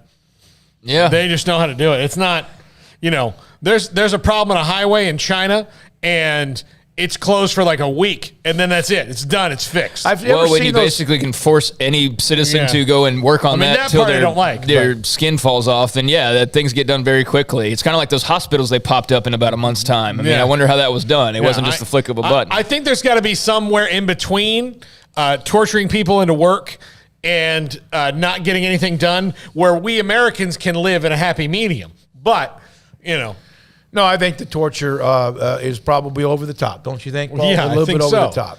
There's a video on the Baylor University at Baylor on Twitter that shows some of what they're trying to do. And in some cases, I'll tell you what, I remember they went right through Temple, and that wasn't always pretty. But it took a while. In fact, knocked out some businesses, restaurants, a car dealership, things we used to do at host a show at a dealership, and that place was ruined. It's a church now. Yeah. So that was interesting. And again, that's from anybody. A lot of you who watch from around the state of Texas, we appreciate that, and or those. Because Waco is, right now, there are lots of different places that are under construction. Some of them, for example, right next to us, Elm Avenue. For a while, it was right across the street from us when it was on MLK. So it happens. That's part of change, part of getting better. Yeah, I have not been, I think it's probably less than 20 times since the pandemic on I-35 in the heart of Waco. But because Armstrong. There's always a different way to go.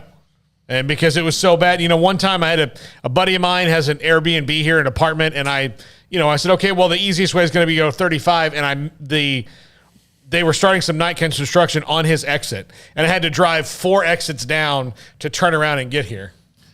Really? Yeah, because it was all Well, imagine if you're in up. Dallas. I'll let you know if it rings. Okay. Well, imagine if you're in Dallas and you take the wrong turn. Then you could literally take 30 minutes to get back to where you need to be. And they've added millions of miles, it seems like, of overpasses and tollways and all sorts of other things as well. All right, waiting still for Rich to call us. Rich Sermonello. Paul, you want to try him again? Yeah, just for the heck of it, from the Maxwell Award. We'll have John Machota today on the Cowboys. Is Jerry mad? Jerry just yapping or what? His thoughts about the Cowboys as they watched last weekend. And then also Paul's top 5 in a little less than an hour and a half. All right, now a couple of other NFL notes. Not sure I want to go there yet with that. Craig, anything on your radar at all other than what I've already brought up? No, not really. I'm just waiting for Rich, and I think that we've already talked about, or we'll get to most of the other stuff. So, all right, we're now joined by Rich Sermonello. He's with the Maxwell Award. They will present eventually. Dave Aranda with the Maxwell Award, a Coach of the Year. He's up for many of them this year, and Rich joins us now on Sikkim 365 Radio and 365 Sports. And the reason I reached out to Rich, because he had a tweet earlier today. There are a handful of guys you'd want your kid to play for, coaches in college football. Baylor's Dave Aranda is one of them, so impressive in so many different ways. Rich, thanks for your time and your thoughts about him, and again, being honored by your award, the Maxwell Award as Coach of the Year. Yeah, gentlemen, thank you for having me on. It's a pleasure. And, I couldn't share this during the process. I am only one vote when it comes to our National Coach of the Year, Maxwell Award, Bednarik Award, NFL players and such. But I was privately rooting for Dave Aranda, and he did get my vote personally for Coach of the Year for reasons that transcend just football. And obviously the turnaround we're all aware of, did a remarkable job, 2-7 last year, 12 wins this year, Big 12 championship. But I just adore, and I've been doing this for over 20 years, I adore coaches who do it right. There's an authenticity. He's someone who really cares about his players. I think kids who spend time around Dave Aranda, going back to his days as defensive coordinator, they're not just better football players, they're better young men, and that's something we're always trying to champion. Rich, if you were going to put college football coach into Amazon.com to get like a basic college football coach out of a box, he certainly doesn't fit that mold, does he? No, actually, I'm writing a story about Dave for our dinner bio, March 18th in Atlantic City, and that's exactly the theme I'm taking. There's very little about Dave Aranda that fits central casting. He's not a blueprint coach, and there's no one way. There's no one path. Dave chooses a path that obviously you guys know better than I do. More cerebral, much more of a thinker, not a fist pumper. It kind of strikes me almost as professorial in his approach. And that's okay. I think it's very refreshing that there is a Dave Aranda for those kinds of kids that will gravitate to that kind of program. And, he may not be for everyone. The brand may not be for everyone, but there are going to be a lot of kids moving forward who love Dave Aranda, want to play for Dave Aranda. I saw a quote, maybe you guys had seen it, not exactly sure when it was, from Terrell Bernard. He referred to Dave Aranda as a servant leader. Mm-hmm. What a wonderful thing to say about a coach. And I think that's going to resonate in a lot of living rooms in the years to come. Yeah, he is absolutely, I'm not saying he's unique. Unique means that different. Now, I guess he is, but sometimes we say that because we're just really learning about him. This is who he's been for a long, long time.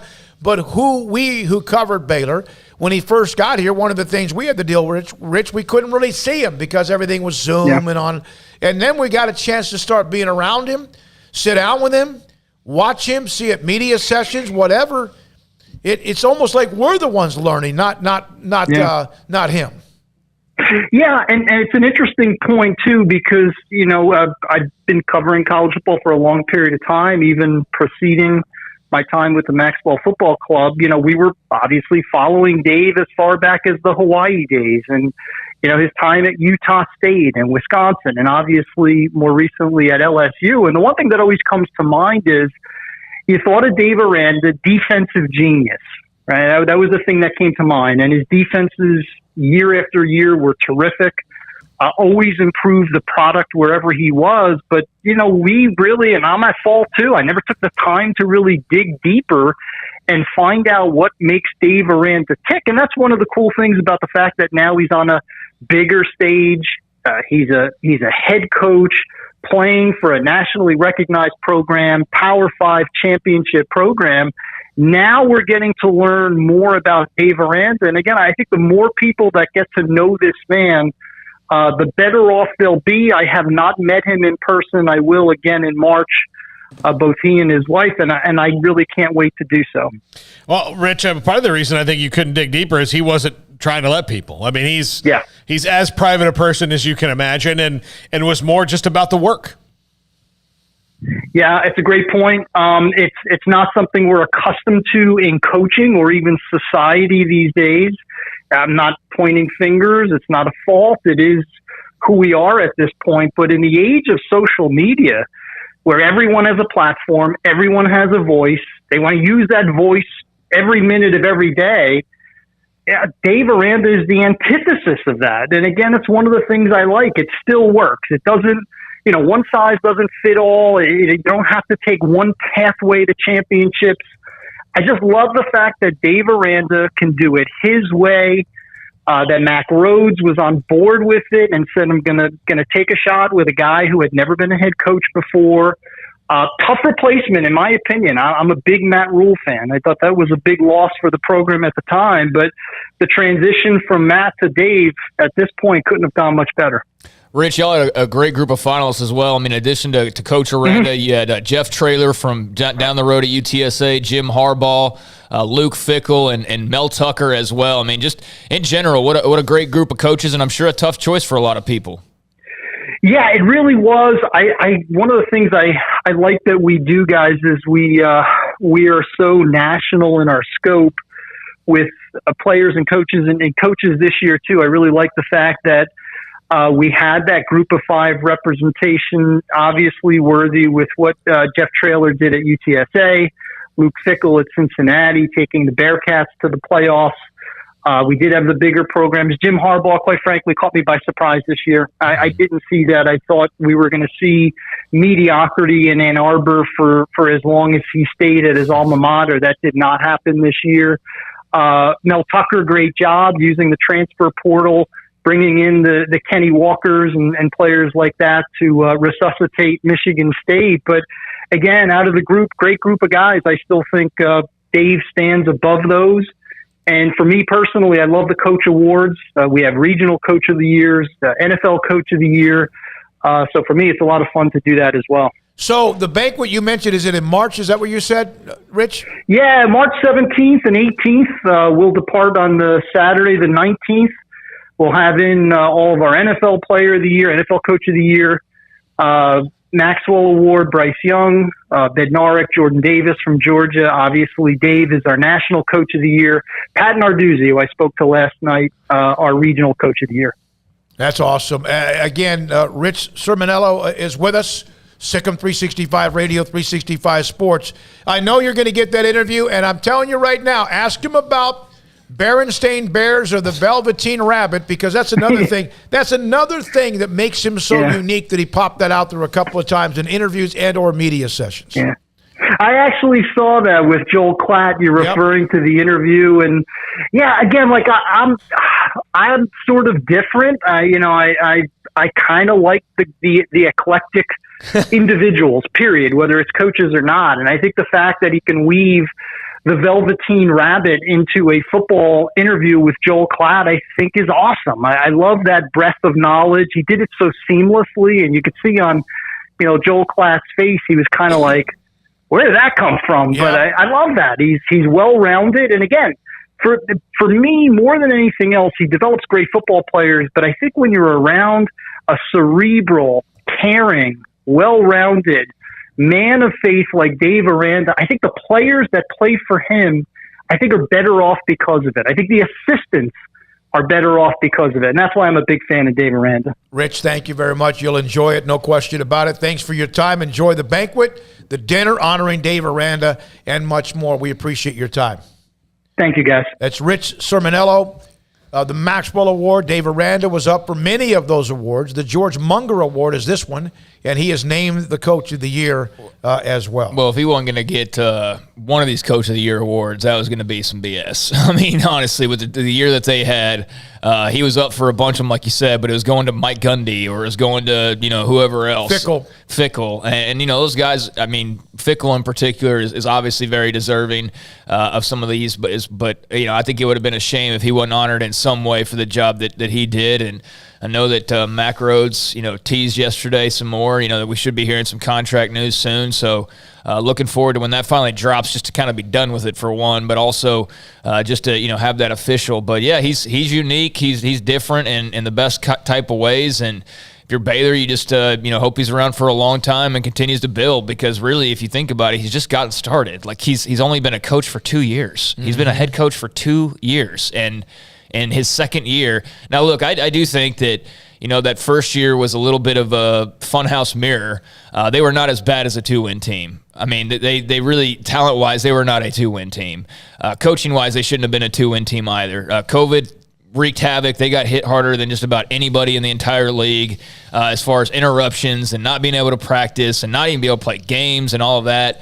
But, once he was able to sink his teeth into it and actually, see guys eye to eye and have some, real, actual offseason, you saw the job that he did. So imagine the job that he can do 2 years of that, 3 years of that.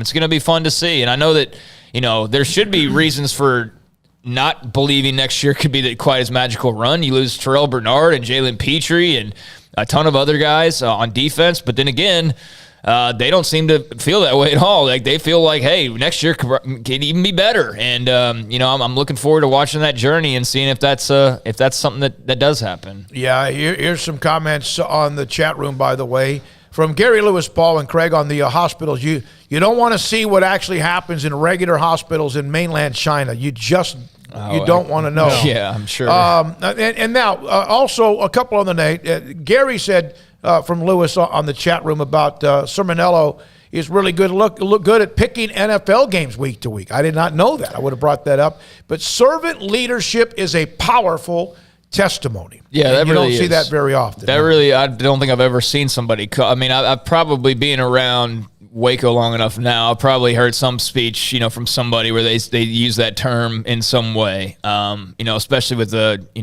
Baptist or Christian school. I'm sure they've used servant leader in something that I've heard, but I've definitely never heard that said about a college football head coach. That was new to me, and I just think that says a lot right there. Just that way of describing him, and it's accurate, and the players will say as much, and that's obviously where that came from initially, was from Terrell Bernard saying just that. So yeah, it's a powerful thing for your players to say about you. A lot of amazing names, obviously. Nick Saban, Kirby Smart, a couple of the more recent, Jeff Monken, Orgeron a couple of years ago. He's no longer at LSU. Jamie Chadwell, who we had on the show back during the football season, Coastal Carolina. What's interesting, if you go back the last 10 or 12 years, from 2010 I'll go back to 2006. Greg Schiano, Rutgers, gone. Mark Mangino, gone. Mike Leach, gone. Patterson, gone. Beamer, retired. Hoke, gone. Bill O'Brien, gone. Cutcliffe just retired. Mullen, gone. Sweeney, still there. Saban, still there. Smart, still there. Monken, still there. Orgeron, gone. Chadwell, still there. And Dave Aranda, you hope, if you're a Baylor fan, for quite some time. And Armstrong, you put up that they call them, the SEC has the SEC shorts, but I've noticed you've been putting up, and I know you've done this before, little bits of things that we discuss on the show, and the one we have with Mac Rhodes. Can we come back after the break with that one and play that just to kind of summarize what we were talking about yesterday with Mac Rhodes and the Dave Aranda contract and the announcement that is imminent, basically. One was about Paul and yelling at the kid for the long socks. Yeah, I know you're trying to make me look bad, but it doesn't matter. No, I'm not. I don't have to. Most people don't like me anyway, so it's fine. Oh my God. I'm the least popular one of the three, so it's fine. Well, who makes you say that? I just know. I can tell. Is it I don't care. Gut it's feeling? Fine. It's just a gut feeling. I don't think I get painted in this corner because I'm the one who will call out meaningless things like parades and Kenny Chesney and stuff like that is stuff that we need to get rid of in America. But it's fine. Or like with parades, like let's narrow the rules. Craig is not going to pull any punches. He gives zero blanks about anything about what you may say. That doesn't mean that he doesn't know it's out there. I respect it. I'm just going to call it BS. Yeah. That's all. And then I'm trying to be like the moderator and keeping people like Armstrong in check, who's been really kind of out of control today in many ways. This is Sikkim 365 Radio. Waco Custom Marketplace, 425 Lake Air Drive, and they have some new weekly specials. Man, I love this place. They have a butcher shop and a bakery. A butcher shop and a bakery. For you to order whatever you want from the bakery, whether it's fresh baked bread or anything else that's sweets. And then, of course, they also have fresh kolaches every single morning. The butcher shop with pork, poultry, seafood, and beef. And I love the way they customize the bone-in ribeyes that I order on occasion. In fact, just put another order in to Brian earlier this week. But here are some specials. It's cold and on and off stew meat. Nice to put it on the crock pot or just make your own stew. $4.50 a pound. St. Louis style ribs, $3.75 a pound, and pork spare ribs at $2.25 a pound. Baby back pork ribs at $5.50 a pound. Whole chickens. I mean, these are dudes now for like $1.40 a pound. Pepper jack cheese, $3.50 a pound. That's a pound of that. Also the under 12, the shrimp, $14.50 a pound. Tiger shrimp, that's a good. You know what? If you want to do something special outside of just shrimp and not quite what a lobster is, tiger shrimp at $12.99 a pound. That's the 8 to 12. And fresh black drum is $12.99 a pound. It's Waco Custom Marketplace, your hometown grocery store at 425 Lake Air Drive in Waco. This month, it's all about the championship drive as our hometown team celebrated the Big 12 championship and a Sugar Bowl win. So can you in your new vehicle from Allen Samuels Chrysler Dodge Jeep Ram in Waco. During the Start Something New sales event, shop for power, performance, and reliability with Allen Samuels. Maybe you're planning your next adventure. Choose from a range of Jeep models, including the 2022 Jeep Grand Cherokee. Take home the trophy from Allen Samuels in Waco. Come by. Let's be friends. See dealer for details. All offers have credit requirements. Automatic Chef Canteen is a full-service micro-market vending and office coffee provider with state-of-the-art vending equipment, a wide variety of products, and offering custom-fitted micro-market vending office coffee solutions for your employee break room. You want a full break room solution and a workplace oasis? Well, Automatic Chef Canteen, locally owned and operated for over 50 years in Central Texas, also includes in-house mechanics on call 24/7 for fast, reliable service and maintenance. Automatic Chef Canteen, 6900 Imperial Drive in Waco, or online at automaticchefcanteen.com. Did you know that 1 out of every 4 men have symptomatic low levels of testosterone and don't even know it? And if you think you're too young to worry about it, guess again. Low T levels can make you feel tired and grumpy, cause weight gain, and wreak havoc on your sexual desire and performance. Petty Clinic Low T can set up same-day blood screening and results, so if you're tired of being tired, I challenge you to man up and Google search Low T Waco or go online pettycliniclowt.com. It's a private clinic with an atmosphere catering to men. Affordable, only $150 a month, includes lab work, office consultation, testosterone injections, follow-up visits compared to $395 a month in Dallas or Austin, and you don't have to fight the traffic. Petty Clinic Low T as board-certified physician consultations will provide the best form of brand-strength testosterone available. Contact Petty Clinic Low T today, just off Highway 84 and Old Hewitt Drive in Woodway. Petty Clinic Low T, helping men become the high-performance men they deserve to be. PettyClinicLowT.com or Google search Low T Waco. Let Camille Johnson Realtors guide you seamlessly through the process of buying your dream home or selling your current one. Commercial, farm and ranch, or residential, Camille Johnson Realtors can smoothly and successfully lead you through any transaction. With a team of 28 experienced agents who are excited about serving you, Camille Johnson Realtors services the entire greater Waco area. If you're in the market to buy or sell, contact Camille Johnson Realtors, 104 Midway Center in Woodway, or find them online at www.camillejohnson.com. Camille Johnson Realtors, elegant, charming, warm. Welcome home. At Ideal MRI, we feel blessed to be a part of the Waco community. We're a small family business right here in Central Texas, and our goal is to bring down the cost of healthcare while maintaining high quality. At times like this, the cost of healthcare has never been more important, and unfortunately, significant illnesses and injuries still occur. That's why Ideal MRI is open and here to serve you through the difficult time. We offer premium MRIs just like a hospital with state-of-the-art technology and specialists, but you'll pay less. sometimes thousands of dollars less, whether you're using insurance or not. At Ideal MRI, we accept most insurance and there are no hidden costs, even offering financing if that's needed. Everything included in the price, and you'll not get something as a surprise in the mail later on. If you need an MRI, ask your doctor about Ideal MRI. They'll know. You can schedule an appointment safely from home online in minutes at idealmri.com or give us a call, 833-IDEAL-MRI, idealmri.com. Welcome back to Sikkim 365 Radio. Are you a Sikkim 365 super fan? Then try out our premium subscriptions at Sikkim365.com. Couple of notes here. You know that documentary, it was a couple of Fridays ago in Waco at the Waco Hall. Great reviews, and then they were in Dallas this past weekend. Friday of this week, back in Waco. I think this is something that was added to the schedule. Brotherwell Brewing, right behind us, like a block behind us, is going to host the Ode to Joy documentary, 3 parts. And coming up on Friday from 7 to 10. I'll tell you one thing that this one will have that the one that we were at didn't have is beer.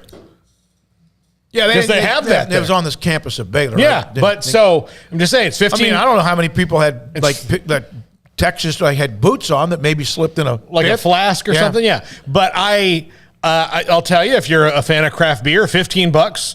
If you're a fan of craft beer and basketball documentaries, $15 gets you in, and great craft beer all night long. So go on down and see our good buddies in Brotherwell. You can either go online. In fact, there's a link that's in the premium section, and also follow Sikkim365 when it comes to Twitter. They put that up, but if you're in the chat room and interested, I'll send you the link as well. Oh, by the way, from Gary Lewis, Paul is cool. Ball humbug. Thank you. Paul, as a sign of my love and respect, I should buy you tickets to a women's sporting event. I mean, that would be a waste of money. I mean, I'll go. Front row Here's the seats thing. at the WNBA game. Look, yeah. it's not okay. I don't think that's fair to cast it on me as I don't respect or like women's sports. There are a lot of them that I do watch and like, especially during the Olympics. I'll watch them. With women's basketball in particular, my issue is that 99% of the games are ridiculous blowouts. I quit watching the men's game last night because it was a ridiculous blowout. I don't like watching blowouts. I don't like fait accompli when it comes to sports. No, it's not like that anymore. Women's basketball is getting more competitive. Slowly, yes. Oh, my God, it has to start somewhere. It does, but again, most of the games, I can tell you who's going to win and by how much before the game starts. So to me, it's not that interesting to sit and watch about it. And I'll just be completely transparent here. As a talk show host, it makes it really hard to talk about something that you knew exactly what was going to happen. Because it's not compelling or interesting. Because what kind of sauce can I put on this? Kind of like we thought Baylor was going to lose in women's basketball at Oklahoma. No, it's different. It's changed, and a lot of it, of course, is the change in the landscape of the Big 12 as well. But, okay, here is Mack Rhoades yesterday.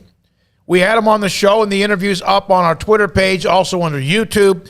And when, at the very end, he's on occasion discussed Dave Aranda with us, and some of that information we've also shared with you. It's been pushed back, and it's not because of anything concerns. It's just things that have been good. Many things, and here's kind of the end of that segment with Mack Rhoades. About Dave Aranda and his future, that you guys had the success he did, the football team did, and I know you have been working on some of the details. How close do you think that now might be? Because it's always been something, and for a good reason, because you had this Big 12 championship game. That's great. Then the Sugar Bowl, that's great. National Signing Day in between. How close do you feel like you are with that at least being announced? Without giving away a secret, I would say close. I would say stay tuned. The Baylor family could hear something publicly here very, very soon. What's the definition, in your opinion, of soon? That I will not define. It's before later, but not after right now. Never. Yeah, it's between now and when he announces it. Yeah. You could hear the pride in your voice on this. Yeah, exactly. All right, so that, again, and we've been talking about that for a few weeks, and the good news is they all of a sudden had an extra game in their schedule against Oklahoma State, and then they had, of course, National Signing Day, then all that. But it has just been I even said this a week or two ago, that there were some more just stuff that, when you have attorneys and agents and others involved, there's little tweaks here and there, but that you would think almost, he didn't say imminent, but he said something very soon, and that's good news as well. Yeah. I mean, we've been talking about it for a while now, so the sooner they can get it done, then that'd be great. Just to get that one thing checked off the list that they've been, chipping away at for a while now. When we come back, we'll start the 5 o'clock hour. Yep. What did I do? We want to come back with this? I mean, you just put in the chat room that I hate women? I don't think I said that. That's exactly what you put. I did not mean it that way. Not like women. But it's for she understands. She's the one that wanted to buy you tickets. Yeah, I mean, look, if she want, I'd be happy to hang out with biscuits and gravy anytime, doing whatever, doing whatever. But I mean, golly, well, get on there and deny it. I mean, I'm denying it on the show right now on video. Some of the chat room, they don't listen to anything we're saying. They're just on their own. From Phil, hey, biscuits and gravy, we have an. Yeah, I mean, that's a pretty harsh thing to put on the internet. You know, they're going to come back on me? You don't know how 2022 works? Should I be canceled? No, you just canceled me. I mean, here's the thing. Some people believe me. Yeah, that's the problem. That's what I'm talking about. From Phil. Hey, biscuits and gravy, we have in Vegas the women's lingerie football league. See, you can buy me a ticket. Oh, Phil's going to get canceled. Let's not cancel Phil. Because of why? Yeah, because this is how it works. Try to stay ahead of the curve. All right, I have no idea. Me and Aaron Rodgers are going to be... Paula, now, I just about ran off the road laughing. Yeah. So, see, you're funny. We're making fun. So people love that, Paul. They love that you don't like them. I have no idea where we're going to go. Let's try to get this train back on track in the 5 o'clock hour. Sick 'em. 365 Radio. Riverbend Liquor and Wine, a place I'm going to have to stop by on the way home. Get a bottle of wine. Yeah. For maybe some high-end bourbon. Maybe some fantastic craft beer. They've got it all there at Riverbend Liquor and Wine, Lakeshore Drive at North 19th Street in Waco. Just an awesome place when it comes to customer service. The speed of their drive-thru window, you've heard me talking about it. And look, I'll talk about their customer service in this particular spot. I've been in there several times if somebody's come in. A couple times, during kind of the holiday season where somebody's like, hey, I've got to go to this party, I've got to bring this, or I'm getting this for a friend as a gift, and they like this kind of rum or whatever. I don't drink it, I don't know. And then they'll say it's right there, third shelf, right by your foot. And then boom, it's right there. They know where everything is in the store. You're not going to walk around aimlessly forever. They're going to help you. They're going to get you in. They're going to get you out and moved on with your life. They're fantastic at Riverbend Liquor and Wine. You can find out more about them on Facebook and Instagram, or just stop by the store, Lakeshore Drive at North 19th Street, Riverbend Liquor and Wine.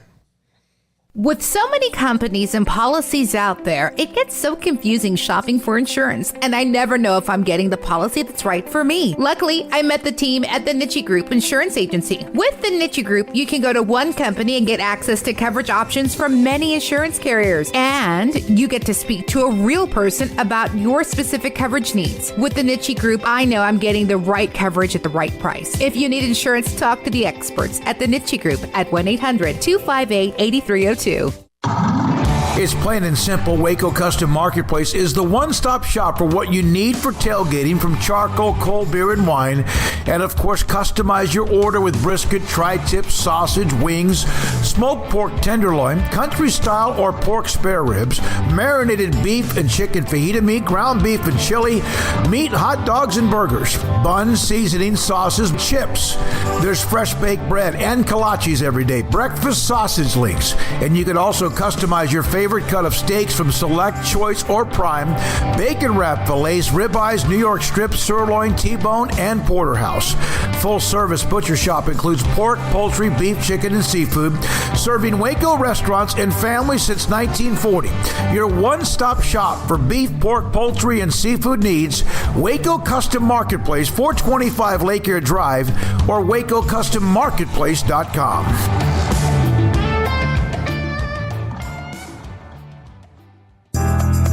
Riverbend Liquor and Wine, Lakeshore Drive at North 19th Street in Waco is a hidden gem. They've got a great selection of spirits, wine, and the most extensive selection of craft beer in Waco in their gorgeous walk-in fridge. And they have an amazing array of high-end bourbons like Pinhook, Weller, Buffalo Trace, Brush Creek, Hotel, Garrison Brothers, Thomas S. Moore, Hooten Young, and Bardstown. Great customer service and a convenient and speedy drive-through window. Riverbend Liquor and Wine. Find out more on Facebook and Instagram.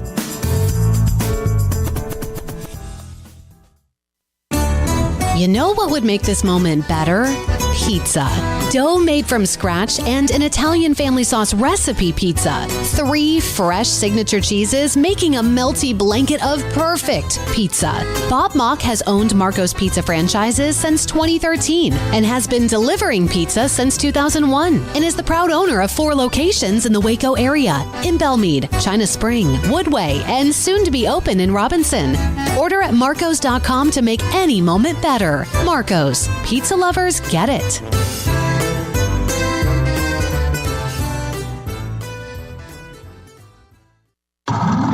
It's plain and simple. Waco Custom Marketplace is the one-stop shop for what you need for tailgating, from charcoal, cold beer, and wine. And, of course, customize your order with brisket, tri-tip, sausage, wings, smoked pork tenderloin, country-style or pork spare ribs, marinated beef and chicken fajita meat, ground beef and chili, meat, hot dogs, and burgers, buns, seasoning, sauces, chips. There's fresh baked bread and kolaches every day, breakfast sausage links.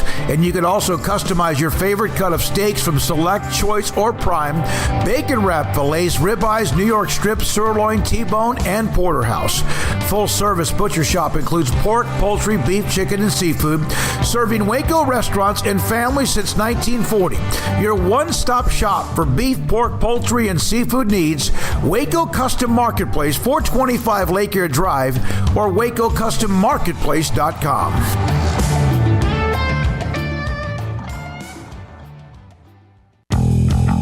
Welcome back to Sikkim 365 Radio.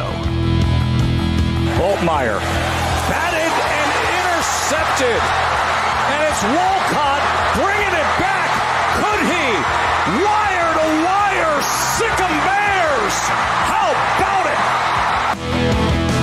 The 5 o'clock hour is sponsored by Edward Jones Investments with financial advisor Brad Wilson. Investing his time and experience back to you and your money during today's changing times. Edward Jones, making sense of investing. Now here's David Smoak, Paul Catalina, and Craig Smoak. Saw Jason King yesterday. Not saw him, but after Baylor's win against Kansas State, they've had these long winning streaks, and of course it snapped. They lost a couple of games in a row. They've now won 72 of their last 80 games. Yeah, that's a lot. That's good. I hope people don't take it for granted. I mean, that's the big thing.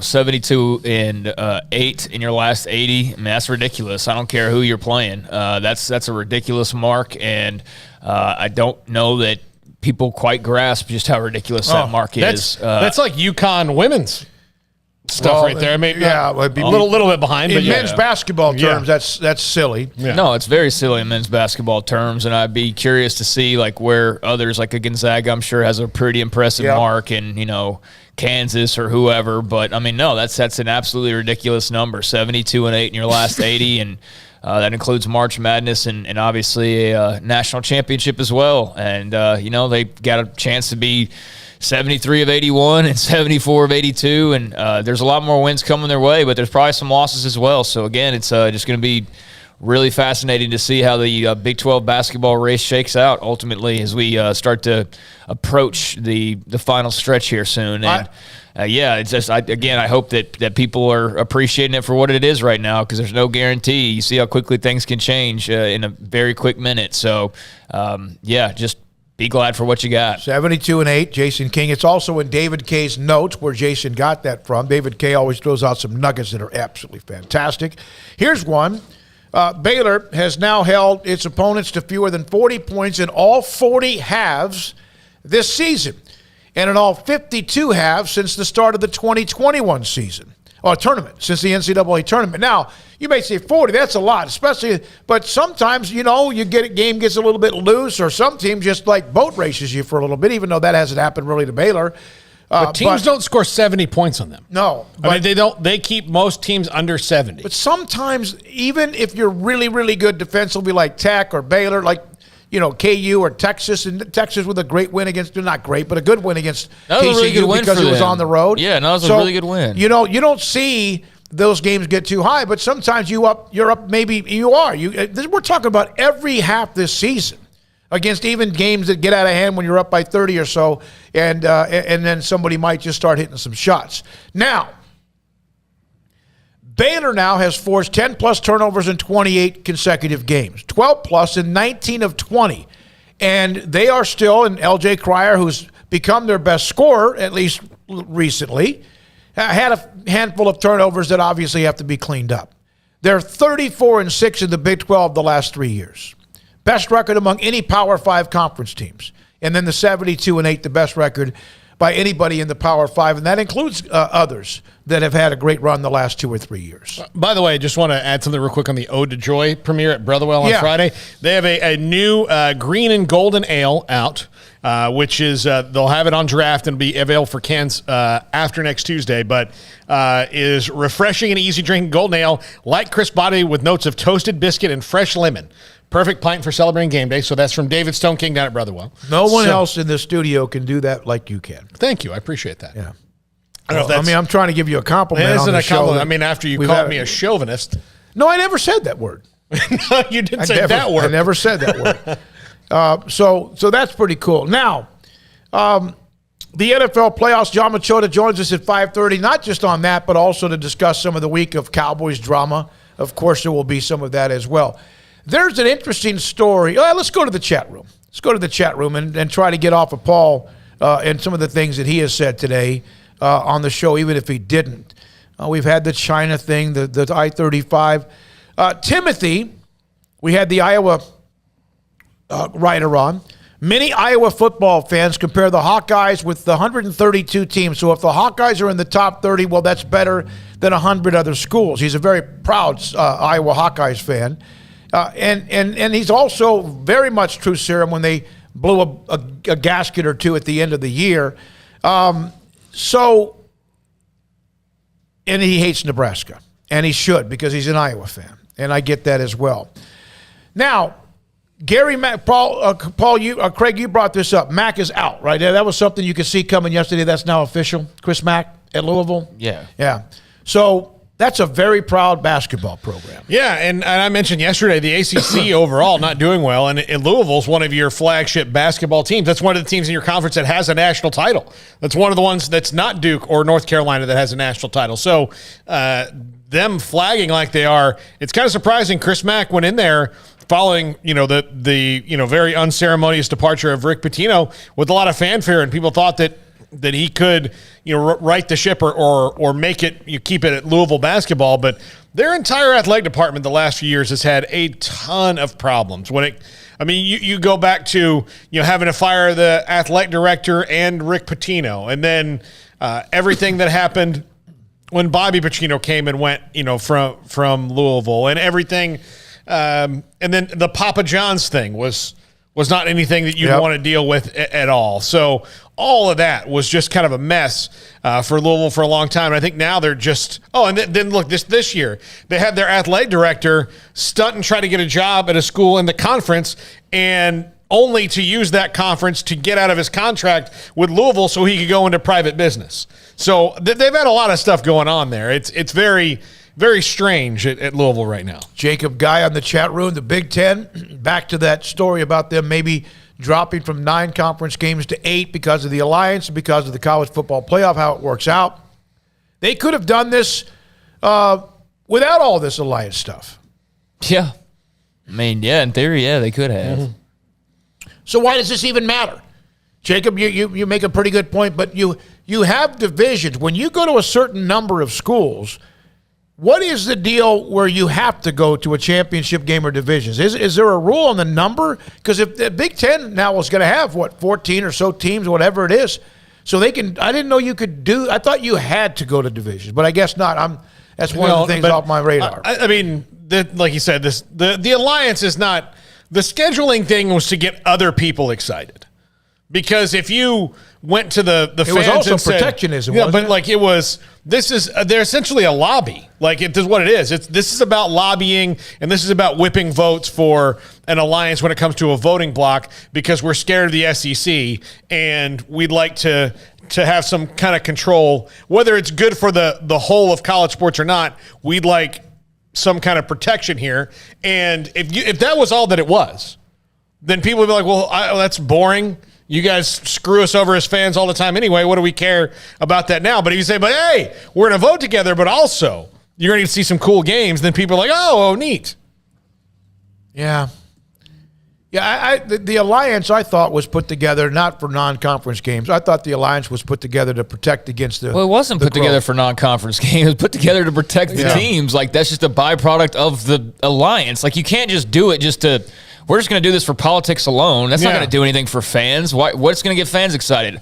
We're going to do this, and you guys don't care about all the bureaucracy and all of that. We're doing this, and guess what? Michigan's going to play USC on a more regular basis, or whatever matchups, Oregon and Michigan State and whatever. I mean, that's what got the fans drummed up, and that's where all the focus went. It wasn't on the fact that all this is to be able to, no, we don't want the expanded playoff, and here's why. And not only do you not get the Big Ten, but you also don't get the other two that are part of this alliance. That's what it was as far as that side of it goes. But yeah, for the fans, it was the crossovers and all of that. Why does it matter? I mean, I guess it matters that the playoff won't expand so long as the alliance feels their certain type of way, because they've got their little pact of people. But yeah, it shouldn't have. It has nothing to do with why these games are going to be played. It's just a convenient byproduct of the alliance, and it's initially. It's the same playbook that giant corporations use when they buy up somebody and eliminate competition. So instead of us being concerned that maybe we're going to have 10 companies in the next that run America, and there's not going to be small businesses anymore, they'll do something like Disney did, where they swallow up gigantic things and swaths of financial real estate, and then the thing you're talking about is like, oh, we'll get more Spider-Man movies. Yeah, that's not the most important thing. Like, yeah, I love Spider-Man, give me more of it, but there is a cost to it. You mentioned at the start you had the highlights of Al Walcott's pick six in the Sugar Bowl against Ole Miss, and one of the reasons for that is right now, if you go to Sikkim365.com, if you're a premium member or not, you can also, I think, get this if you go to the Twitter page as well, or Sikkim365.com, period. Al Walcott's Sugar 6 autographed picture. It's on sale for $135. You can buy that now. It's an aluminum photograph of Walcott's returning the interception down the sideline. That's available on Sikkim365.com. Also, how about this? Luke McCown. Paul, you know who he is, right? Yes. Played quarterback in the NFL a long time. He played at Louisiana Tech. He was a stud in high school and college. Craig knows Luke McCown, the McCown brothers, all of them, except Randy was at A&M. Luke, Josh, all ended up in the NFL. They got a stud or two now coming up through the high school systems. So he put up a note about Sean Payton's retirement, or at least his stepping aside. Some guys get to play in one spot for their career. Most play in a few. I played in 5 over 13 years. My favorite stop was my last 4 years with the Saints, and has everything to do with Sean Payton. From coaching philosophy to mid-meeting interruption stories, you made it fun again. Congrats, Coach. And then Payton responded to him on a tweet. Luke, you don't realize how much we learned from you, the consummate pro, also easily one of the best athletes on the roster. White men can jump. Thank you and your family for everything. And then Luke's dispelling the myth. You thought I could jump when I was 36. You should have seen me at 26. Well, that's pretty cool. Sean Payton, I went back and watched some of his press conference yesterday. I wasn't going to watch the whole 90 minutes. It was a long press conference, something like that. But it was classic kind of Sean Payton, according to the New Orleans media. But he had some funny stuff in there where he said, I had to Google how not to cry during a press conference and all those things. I think, anybody who hires him as a coach is going to get a great coach. I love Sean. I like Sean Payton as a coach. I think he'll be great, but I think he's going to be on TV next year, and we'll see if they can get him out of TV. I think a lot of times when coaches get into that and they realize, like, I don't have to do a game plan. I can spend all my time watching film of other stuff, and nobody yells at me when we don't do well. I think I'll just stay here and make, because Sean Payton's going to go make probably not as much as he's making as a coach, but 75% of that, maybe more if he hits it big, like Romo or somebody. And I see where he still has 3 years left on his contract. He does. Do they pay him? I mean, I think they've already paid. Yeah, maybe they do. Yeah, so all right, because you see coaches who get fired. They're not going to pay him for stuff he hasn't done yet. I mean, but he's under contract for 3 more years. Yeah, which means that if a team wants him, they have to pay a buyout. That's why you have the contract. What would he be worth? Depends on who you ask. Well, let's okay. There's 9 jobs open. There's 9 jobs open, and let's say you're just one of those that needs help, and of course that's the reason you have probably an opening, or there's a conflict of interest or something. You just had a bad year. Well, like 7 of those he's not going to be interested in at all because he's too smart to go to Jacksonville, and plenty of those others. Like if you're Sean Payton, you're not going to go to a rebuild. You're not going to go somewhere where you got to basically can pick and choose whatever you want. Yeah, and so how many of those are great jobs? Well, they're not, because some of them might be good jobs, but there's a reason they're changing coaches. How much would you give up as a draft pick to have Sean Payton become your head coach? I don't think he's that good. I don't either. I think we're way overrating this dude. Yeah. I mean, he won 1 Super Bowl. That's great. He won it with Drew Brees. That helped. And quite frankly, since Drew Brees started to age, basically, so did the entire Saints organization. And they kind of just followed that trek. And now they don't. I mean, Jameis, he's fine, I guess, but I don't think anybody's believing that he's leading them to a Super Bowl anytime soon. So, yeah, I mean, I think this probably the whole Drew Brees, will he retire, will he not, probably delayed them being able to just turn the page and get going and really take advantage of momentum. And instead, it just kind of like, well, let's just see if we can squeeze one more out while he's around, and now they're just kind of there, quite frankly. And look, the last what would 4 you or 5 give up years, as a draft pick? I'm not giving up anything for him. I mean, I'm not, because it has to be first-round picks. I'm not giving up a first-round pick for Sean Payton. No, I'm not. No. And plus, maybe in a year or two, I won't have to. Exactly. So that's the thing. And I mean, look, he kept the Saints relevant for a good long while. The miracle that Minnesota had, and of course, getting robbed on a pass interference call against the Rams. Yeah. I mean, kept them out of some pretty big things. So forgot about that. There's that. But again, he wants us. The other thing is, I wouldn't give up anything for him now because he's stepping away. Now, look, the Saints have a lot of rebuilding to do. They've got salary cap issues. They've got quarterback uncertainty because Jameis was just on a 1-year deal. Taysom Hill's not the starter there. He's Taysom Hill. Can anybody else get out of Taysom Hill what Sean Payton did? I don't know. And use that effectively. And there's a lot of questions there. So, if, like Craig said, he's not going to a rebuild. So if you look at the jobs available right now, the furthest one away from a rebuild would maybe be the Raiders, because they were in the playoffs. That's a job that I think a lot of people will want. That's why Harbaugh's flirting with it. Yeah. I mean, kind of. Derek Carr, I know, is very split on how people feel about him, but he was better this year. But Sean Payton with Derek Carr, raises that profile a little bit. So, they're not a rebuild. The Broncos aren't a total rebuild because... Problem is the Raiders have to hire a guy right now. Yeah. They can't, unless they want to do, let's see, Bisaccia gets another year or something, but it sure doesn't seem like they're sold on him. No, he's already out. Yeah, so, they decided, like, hey, as good as you did in your time, we're moving on anyway. So, you kind of...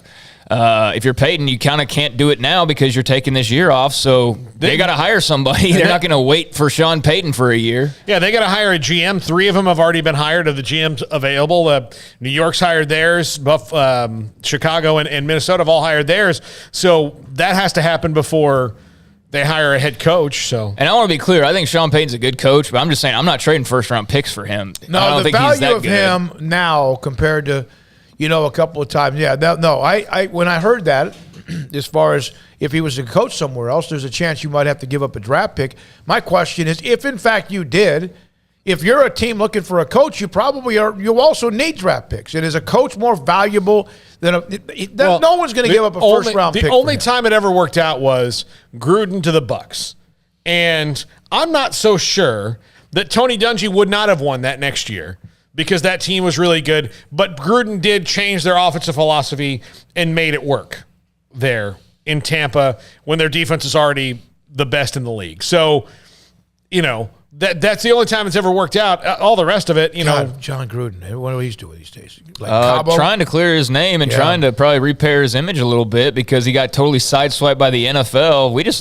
They just do whatever, cold-blooded, cutthroat, and we just move along because it's the NFL and don't want to harm the shield. But yeah, I think Gruden's probably trying to stay out of the spotlight and do what he's got to do legally. Paul, who's tougher in a situation like that, the NFL or your family, your mafia? I think the NFL. You think so? I think so. Wow. Well, I don't know. Did you see how they swept the Ray Rice thing under the carpet until somebody else busted it loose? Yeah. I mean, that was never going to see the light of day. Yeah. NFL is very mafia-like. I mean, it really is. I mean, think about all the troublemakers and how that kind of just goes away. It just goes away most of the time. Or they just put a straight hit on John Gruden. I'm not defending what he said in a text at one point in time, but the way that happened when the whole Daniel Snyder thing is going along right beside that, very questionable, their motives and how that all was conducted. I mean, and the thing is, and the NFL is, of one day, we'll know the answer to this question, but it'll probably be, Daniel Snyder will be long dead. That way it'll all come out. But how can the owner of an organization who's had to step away from football operations for the last 2 years, or kind of step away and outside, his wife's been the title of the CEO for the last couple of years. So that's going on. Everything underneath him, every person underneath him is in trouble for sexual harassment or some kind of workplace bullying or all these horrible culture things going on inside the Washington organization. And then the investigation goes like, yeah, he just unfortunately hired a bunch of jerks. Oh, and by the way, one of them was emailing with the former coach, and they said some stupid stuff on an email. So that's bad. And you're like, well, what did John Gruden do to billionaire? Piss off the NFL? Yeah, what about the billionaire? The emails. I'm sorry, it was in the emails. Dumb Morris Smith has the lips the size of Michelin tires. The F word, and I'm not talking about the one that rhymes with duck. I mean, I could go on. He said plenty of dumb things in his emails, and that's why. If he had not said anything that was that dumb, people would have said, "This is stupid. What is this story?" Well, they would never released it. Yeah, because there's no reason to. Washington's a dumpster fire from the top to the bottom. Their team has been one for 20 years or so. And so, yeah, we did the investigation. They're a dumpster fire. They're sucked. They're sorry. They're horrible.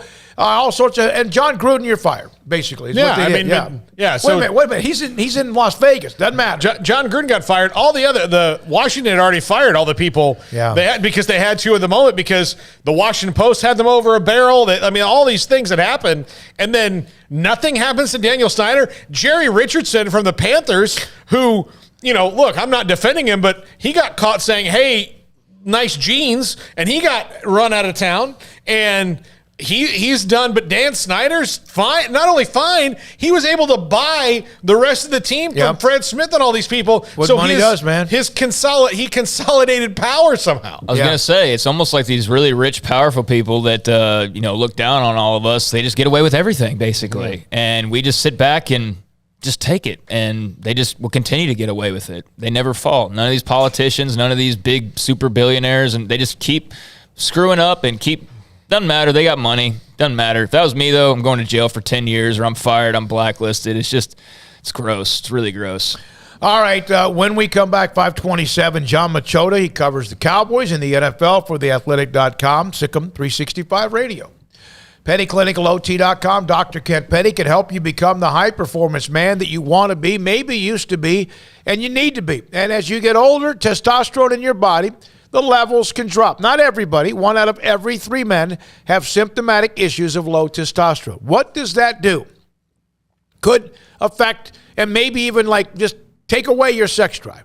It could also create problems with your sleeping habits. And then your focus and energy throughout the day. There's a lot of things that can contribute to any of that, but one thing we do know that can is low testosterone. 1 out of every 3 men have symptomatic issues of low testosterone. If you have any of those issues and you've been kind of bothered by it, or it's been kind of creeping into your life, contact PettyClinicalOT.com. Go to the website, PettyClinicalOT.com. Email, phone number, top left-hand corner. They'll get you set up to get your blood work. They'll look at the lab results. Dr. Petty will say, okay, you're lower, your levels are too low. He can put you in a program to increase your testosterone levels so you can become the high-performance man you want to be. PettyClinicalOT.com. From the first workout to the last practice, sports is an incredible challenge. Hi, this is Dan Ingham with the First National Bank of Central Texas, and we're proud to support each athlete, every parent, and our educators. From families, small businesses, to the biggest industry, we're here to help. With remarkable products like First Free Checking, we've got banking ideas that fuel big dreams. The First National Bank of Central Texas. Familiar faces making local decisions. Member FDIC, Equal Housing Lender. You want to know why Stonewood Dental is so successful? Listen to what happy customers have to say.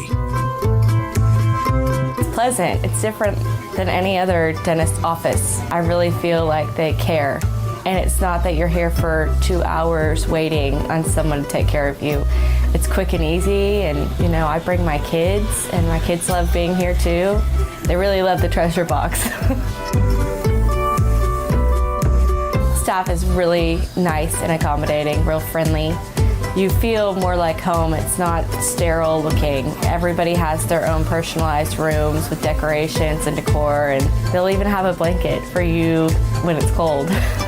I've recommended people to actually come here, and they are patients now. I really love it here. It feels like family. Learn more, stonewood-dental.com.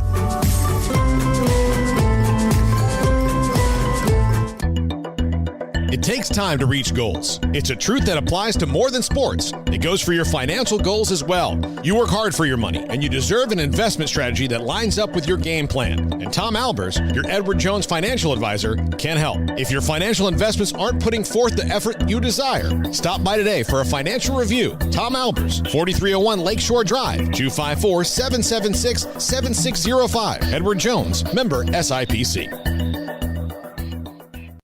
Brad Boozer, Boozer's Jeweler, joins us on Sikkim 365 Radio. Brad, what makes you different than anyone else, in your opinion, as far as what Boozer's does? The fact that I own the jewelry store, anything I need to do, will do, or can do, I can do it. The buck stops with me, whereas a lot of places you have to go up the corporate command and corporate channel. Well, if you come in and want to make a deal, we sit there and we make the deal. And you can find whatever someone's looking for, correct? Anything is obtainable. I don't care what brand it is, what size it is, how much it costs, large or small. Anything is obtainable, and we can definitely get that in for you to see, look at, or buy. Do you have the opportunity, if people have to pay things off, as far as a layaway program? What about what you have with financing? Absolutely. We have 12-month no-interest financing. We have layaway. If you want to pay with Bitcoin, I can take Bitcoin now. So if there's any way you want to pay for it, we can find a way out to make it work. You want to know why they're successful? Brad Boozer, the owner of Boozer's Jewelers on the corner of Valley Mills and Lake Air in Waco. Baylor University is where lights shine bright. So, let there be light. Let there be roommates and teammates, scholarship and championships. Let there be fresh starts and new traditions, fast friendships and lasting impacts. Let there be laughter. Let there be joy. Let there be light. Baylor University, where lights shine bright.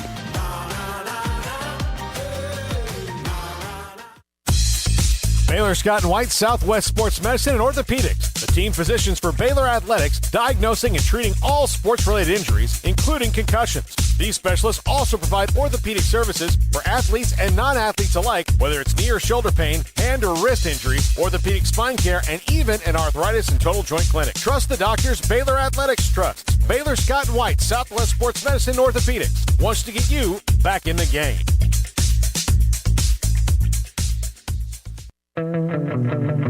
Welcome back to Sikkim 365 Radio. It's time for our weekly segment with John Machota of The Athletic, brought to you by Pioneer Steel and Pipe, where customer service is their main focus, and best in metal, steel, and pipe for large or small projects, with 2 locations in Waco and Bryan.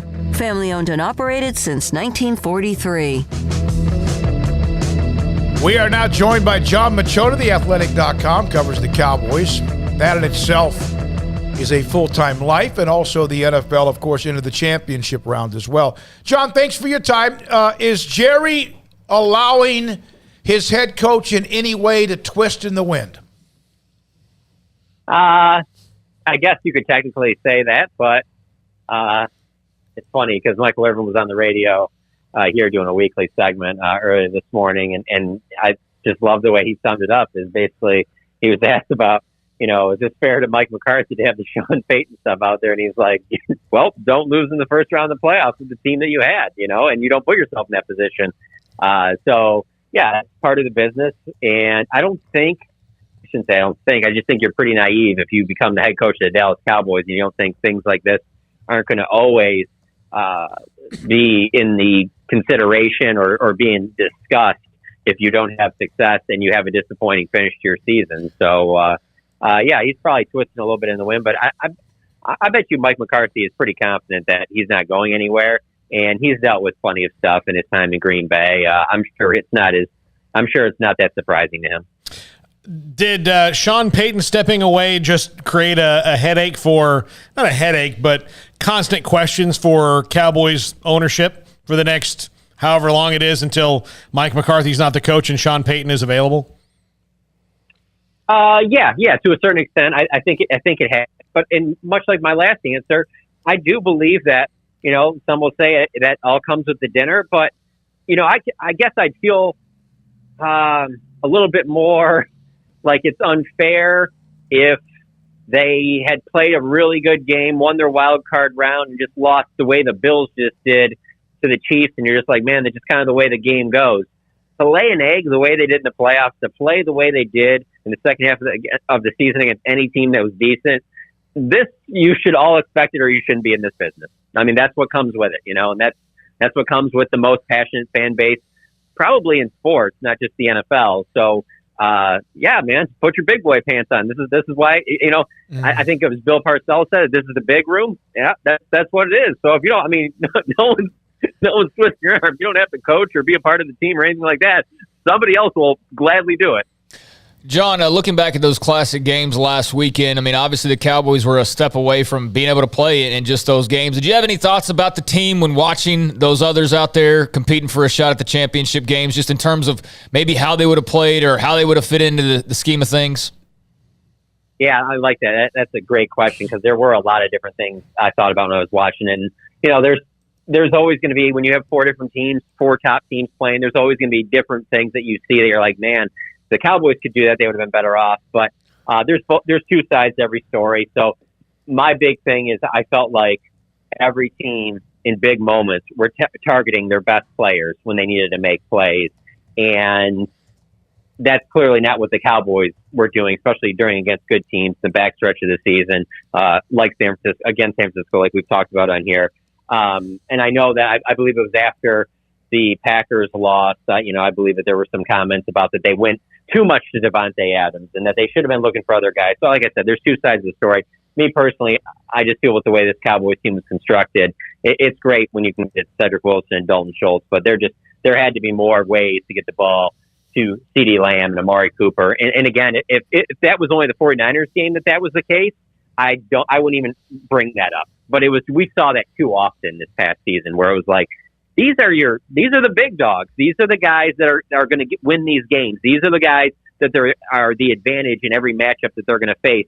You can't cover all of them. How come these guys aren't getting the ball? And that's obviously something that they're going to have to work on this offseason to rectify, because there just should never be a season where Amari Cooper and CeeDee Lamb aren't both over 1,000 yards. They should both probably be close to 1,300 yards. But the other thing I will say I took away, and I'll remain to watch as we go through, I believe that we are going to see it. I believe last week was the AFC-NFC championship games. I think that we're going to see the Rams play the Chiefs in the Super Bowl. And if that holds true, the other thing that it speaks to with the Cowboys is this Cowboys, especially over the last 5 or 6 years, have been dead set on how we're not going to spend money in free agency. Yep. We're going to just pay our own. We're going to do it through the draft. Well, if it's Rams and Chiefs, there's not two better examples of how, but you still got to go outside the organization and add pieces here and there. No one's saying that you have to go full Rams and not even pay attention to the draft, but it's just two good examples of how, I don't think you can just do it one way or the other.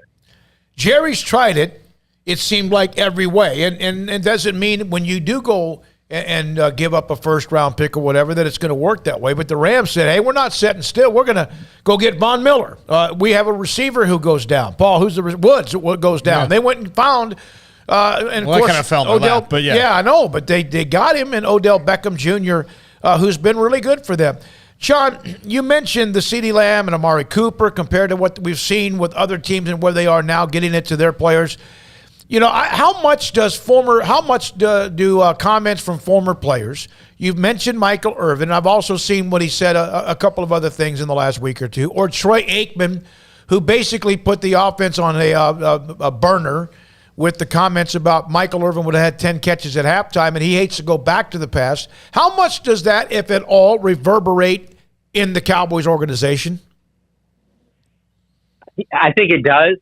I don't know to what level, but I mean, it's obviously loud and clear because the Cowboys organization, even if those guys didn't have prime TV gigs where everybody knew, I mean, they're big names, just not even just with the Cowboys, NFL period. I think that it would still carry weight, but I also think that it should. I mean, these are guys that were key parts of, they didn't just get lucky and win a title. Mm-hmm. They were a dynasty. They won titles. You should be listening to these guys. You can dismiss certain things and you can be mad right now if you're a player or a coach or somebody in the front office, but you should listen to what they have to say. These guys do know what they're talking about. Like, you can dismiss some of it, but to just completely dismiss all of it, I mean, I don't think that would be smart at all. That they should be listening to what these guys have to say. So, just to answer your question, I think that it's heard loud and clear, and I certainly think from a player standpoint, it has to be on the social media side because they have to see when this stuff's being tweeted out. John, I saw your grades for the Cowboys players individually.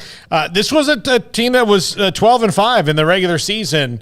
It is, but if you look, I mean, you graded harshly, not on a curve at all, and I thought it was very fair that a lot of guys got in the C range because this is a team that started out like a house on fire, and then after that Patriots win, they all played kind of average.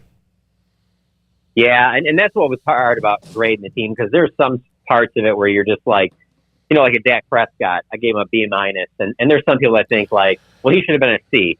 Well, yeah, you can put him as a C if you just want to grade it after week 7, but I wasn't going to grade it like that. You have to take into account for the way the season started and the way he was playing, the way the season started, and the way he's played, really before the ankle injury, and then just the way he played after the bye week when he came back from the calf strain. It just was not the same guy. And whether it's the play calling, the offensive line, him not being 100% healthy, him being a little bit hesitant to run, and teams playing to that by, putting 2 safeties back, being like, he's not going to run. We don't have to worry about that element. Something else that I noticed, when you watch Josh Allen obviously play for Buffalo and how much of a weapon that is with him. I think that it's all those things combined, but at the same time, I'm not going to act like the guy had an awful season. He didn't have an awful season. He just didn't meet expectations when it mattered most. So it's tough to weigh some of that stuff, but it's all just because it makes for good fodder with fans and that, because, you grade 3 players and it's going to be tough for everyone to agree on 3. So when you grade 53, that there's going to be people like, you kidding me? This guy should have gotten an F, and this guy should have gotten an F, and this guy should have gotten an F. And I understand it, and that's fine. You're upset. They still won 12 games, and nobody in the NFL this year won more than 13. So, it wasn't a complete failure, but I'll tell you this. The offensive line was the toughest for me to grade because there's a part of you that wants to give every one of those guys a worse grade than maybe you initially would just because of how underwhelming the offensive line was. But there's also a part of me where I'm like, yeah, but all these guys individually, if you're grading them individually, are still good players. And so as a continuity, as a group, yeah, it's the D at best. The coaching is probably going to, be affected by it because obviously they didn't perform even close to what they should have. But yeah, it's difficult. The grades would be different if you're grading them by each position group. But yeah, I mean, it's something that I just always do in the off season. So I figured, why would I stop now? John, this is obviously going to be a story that plays out over the coming weeks and perhaps even months as well. But what's just kind of your gut right now on the whole Amari Cooper situation and his future in Dallas? Yeah, it's funny. I mean, I feel like if you ask every single person that covers this team the same question, I bet you in the end that your responses will be 50-50. I think everyone's kind of splendid. Me personally, I just keep saying that. I just don't know how you're making the offense better for Dak Prescott without Amari Cooper. Mm-hmm. So, and it's funny, too, because you hear Jerry Jones' comments about it, and you can take Jerry's comments whatever way you want. You can take him as he's upset with Cooper. You can take him as he's upset that the offense isn't using him better. So, obviously getting paid over $20 million, that's going to be factored in. I mean, obviously, no one in the organization, Amari included, is pleased with what his production was this season. So I would never say that it's 100% that he's coming back. I believe that he will. But if he doesn't, man, you're probably losing Schultz too. I don't know how you think that all of a sudden the offense is going to be better with CeeDee Lamb as your one. Let's say they resign Cedric Wilson. And then who knows with Michael Gallup. I mean, you're going to have to draft another guy. And then if you draft another guy that has to play a key role, then are we going to hear all this about how, like, well, it's going to take time to get on the same page and things like that. So I don't know. Like I said, Amari Cooper is pretty quarterback friendly. I don't think we have to, have great memories to go back to when he was first traded and how quickly him and Dak hit it off and how quickly that became his number one receiver. To just all of a sudden get rid of that. Like I said, I don't know how you're getting better by subtracting Amari Cooper. Okay, if Kellen Moore is back, because I know that if he leaves, then the whole offensive staff is probably game for changing anyway. But if Kellen Moore is back, do they bring back Joe Philbin at all, given what you said about the offensive line? I don't think so. I don't see how you bring back Joe Philbin, and all of this might not even be all just solely on Joe Philbin, but someone's going to take a fall for that. I mean, we saw it last year. You play defense like that, someone's got to take a fall. And it was Jim Tomsula and Mike Nolan. But no, yeah. With how bad Jerry Jones is right now, there's just no way they're rolling, at the very least, with the same coaching staff. I would think that Joe Philbin will probably be out with or without Kellen Moore being back as offensive coordinator. All right, John. So the Cowboys have been able to do a better job of allowing, I don't want to say stars, but guys who are good to maybe walk. With Will McClay, Stephen Jones, and maybe, I don't know what McCarthy's role would be in that or not, because Jerry loves his toys. Is there somebody that's making big money that they should walk? They should just walk away from, or not sign somebody who's up for a free agent deal? I think Dalton Schultz turned out to be as most dependable as anybody he had in the passing game, but he's going to get big money. He's going to get big money. Is there somebody they have to walk, that you think they should walk away from, that normally Jerry would rather lose a finger? Oh, well, I think you can go back to the Amari Cooper thing again, why I said that I think it would be 50-50 if you asked everybody that not only covers the team but works for the team would probably say it's 50-50 at this point. And I think you can throw in DeMarcus Lawrence as well. I mean, now those are guys under contract, but they are contracts that they can get out of right now. But those are two potential guys that there's no guarantee that both of them will be back just because of where their contract number is. And I do think that DeMarcus Lawrence is still playing at a high level. I know he missed time, a significant time with the foot injury, and I understand that he doesn't have the sack numbers that you'd like for a guy that's making the money he does. But much like with the Cooper comment I made, I don't know how you're better without DeMarcus Lawrence, but those are two guys for sure. And then obviously the next one you have to throw in there after you mentioned Dalton Schultz is Randy Gregory. He had his best season and he showed you flashes of being an elite pass rusher. But that's a guy that in the past I would have said, no doubt Jerry's resigning him, let's go. But if he's trying to get top dollar, I can see Jerry being like, nah, we're not doing that now. Not after we had, a part that when Jerry, when he was talking last week on the radio, it seemed like a lot of blaming of the coaches and, without saying it directly, but there's also got to be a part of him when he looks back at this season, particularly at that last game, how you have that pass rush and you don't get a single sack on Jimmy Garoppolo. There's got to be a part of him when he looks at that to be like, I thought that this was supposed to be the perfect thing. We got Micah, Neville Gallimore, and Randy, and DeMarcus. We're ready to go. We get Jimmy Garoppolo. That's the perfect guy that we should get. He dropped back. He passed 24 times, and we hit him twice. Out of those four guys, they only hit him twice. There's got to be a part of him that looks at this team that it was like the Giants. That's the way I thought it was. I thought this was going to be like the Giants with, Kiwanuka and Justin Tuck and Strahan and Osi Umenyiora, and that where they can cover up for a lot of the deficiency because of that pass rush. When the pass rush plays like that, in the biggest moment, in your home stadium, and lays an egg like that, you got some hard decisions to make. Tyron Smith. What about him? He seems like he's constant. He's a great player, Hall of Fame player. But he's not always available anymore, John. I know he's not making $5 million a year. Is there ever a concern that can they walk away from him, or would that be a salary cap nightmare? No, I wouldn't be a salary cap nightmare. I just don't think they'll do it because I think what they're going to do on the offensive line is, like I said, with the defense last year, I think that the fall guy is going to end up being Joe Philbin. And so whoever's the next coach is, they're going to sell to Jerry that, no, I'll fix this. Give me the same group back, and I'll get this right.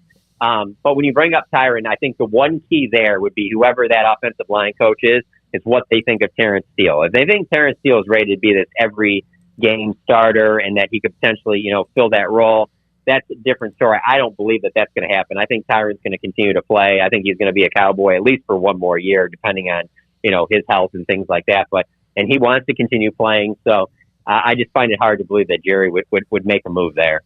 All right, man. Good luck with you dealing with this thing every day. With even if they were like 6-10 or 11, or if they had it's played the same. Yeah, it doesn't matter. It's the same. It doesn't matter. Yeah. A lot of it is nuts. Thank you, John. Good luck, John Machota, theathletic.com. I saw when they did lose that game to San Francisco, how a lot of others in the media or in talk radio were saying good luck to this. Good luck. Or thank you to the Cowboys for giving Dallas Sports Talk Radio, whatever's left of it, 7 months of greatness, but we feel sorry for the beat writers. Oh, yeah, that's very true. Although if they won, it's still the same. Yeah, it would be. So all right. Yeah, no, who was it? Who's the one that said being a beat writer for the Cowboys can make you do a lot of things you don't want to do in life? John, I promise you, John and guys and Mickey and the guys we have on that cover the Cowboys, if Hellman, if Dak Prescott is doing an appearance at a Whataburger, they go to that Whataburger, and I don't think that that's true necessarily for every single beat of an NFL team. Yeah, I don't know. I'm not sure about that. Like if Matt Stafford is an In-N-Out Burger, do all the beat writers go to the In-N-Out Burger? Yeah, not sure. Yeah, but if they can get there and fight traffic. When we come back, Paul Catalina wraps it up for us, the top 5, Sikkim 365 Radio. So the other day, it was a week ago Friday, I drove a Wagoneer. Ted Teague reached out to me and said, hey, we've got a couple of deals now on the Wagoneer Series 2 and Wagoneer Series 3. And the Wagoneer Grande, oh my goodness, you talk about something that's loaded up. But so is the Wagoneer. The Series 2 and 3 right now available 2.9% financing for 72 months. $1,500 conquest bonus for Chevy, Ford, GMC, and Toyota owners. You never know. I'm telling you, I drove the Wagoneer just for a few hours, went and picked it up that morning, drove it until after the show, drove it back to the dealership, and it's got so many bells and whistles, and there are even more that this one didn't have, because that's what you get now with how these cars are just fantastic. Passenger side, the screen, HDMI port, navigation, wireless headphones, maps. Oh, right, that's a passenger side. And I told you about the Wagoneer, the one that's all loaded up. It has its own little cooler. Now, on the below part of the glove compartment, the engines and all of that is fantastic. It's just amazing. Select terrain, 5 settings, auto, sport, rock, snow, and mud, sand, active 2-speed transfer case with hill descent control, rear electronic limited slip differential, and advanced all-terrain package, skid plates, tow hooks, and off-the-road all-terrain tires. It is phenomenal. The Grand Wagoneer is incredible. The Wagoneer I drove was fantastic. And right now, available, Allen Samuels, Dodge, Chrysler, Jeep, Ram, Fiat. Tell Ted Teague I sent you and the staff. Loop 340 east of 84 in Waco. Three Nations Brewing Company has 16 different beers on draft with a new beer every Friday. It also offers 2 air-conditioned tap rooms, a large indoor beer hall, a second-floor mezzanine offering a great overview of the brewing company and equipment and patio where you can relax under the shade. Plus, you can now experience the new Three Nations Beer Garden Grill on our shaded patio with socially distanced seating for your enjoyment. Grab a cold beer and enjoy a bite from our freshly prepared and delicious menu. Street tacos, quesadillas, freshly cooked burgers and dogs and veggie burgers too. State Fair tornado fries, nachos, and so much more, all prepared and cooked on site. So come visit the award-winning Three Nations Brewing Company on East Vandergrift off I-35 in Carrollton.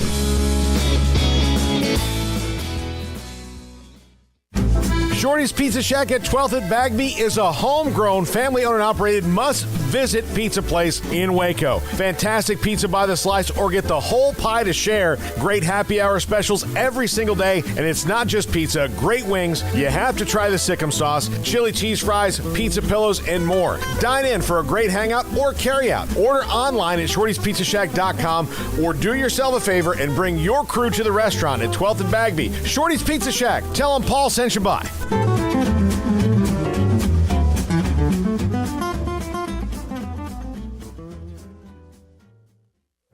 Stepping into the boots of a U.S. Army officer can add confidence and leadership skills to your son or daughter's career path. See all the things they can achieve in our boots at GoArmy.com. U.S. Army Waco Recruiting Company, 254-598-8131 or 254-776-1543.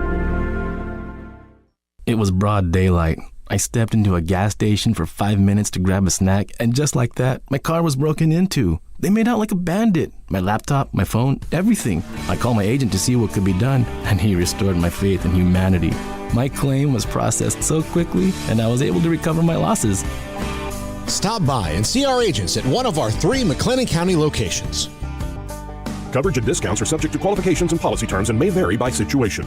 Payments for qualified buyers only at 2.9% with $5,000 down cash or trade. TTL Extra. See dealer for details. It's New Year, New Ride time at Richard Carr. New Year pre-owned deals like a 2017 Dodge Challenger for $272 a month, a 2019 Ford F-150 for $422 a month, or a 2014 Cadillac CTS sedan for $227 a month. Our vehicles go through a 172-point inspection and we pay top dollar for your trade. 100% approval is always our goal. Find your next car or truck at Richard Carr. At Richard Carr, we give you more.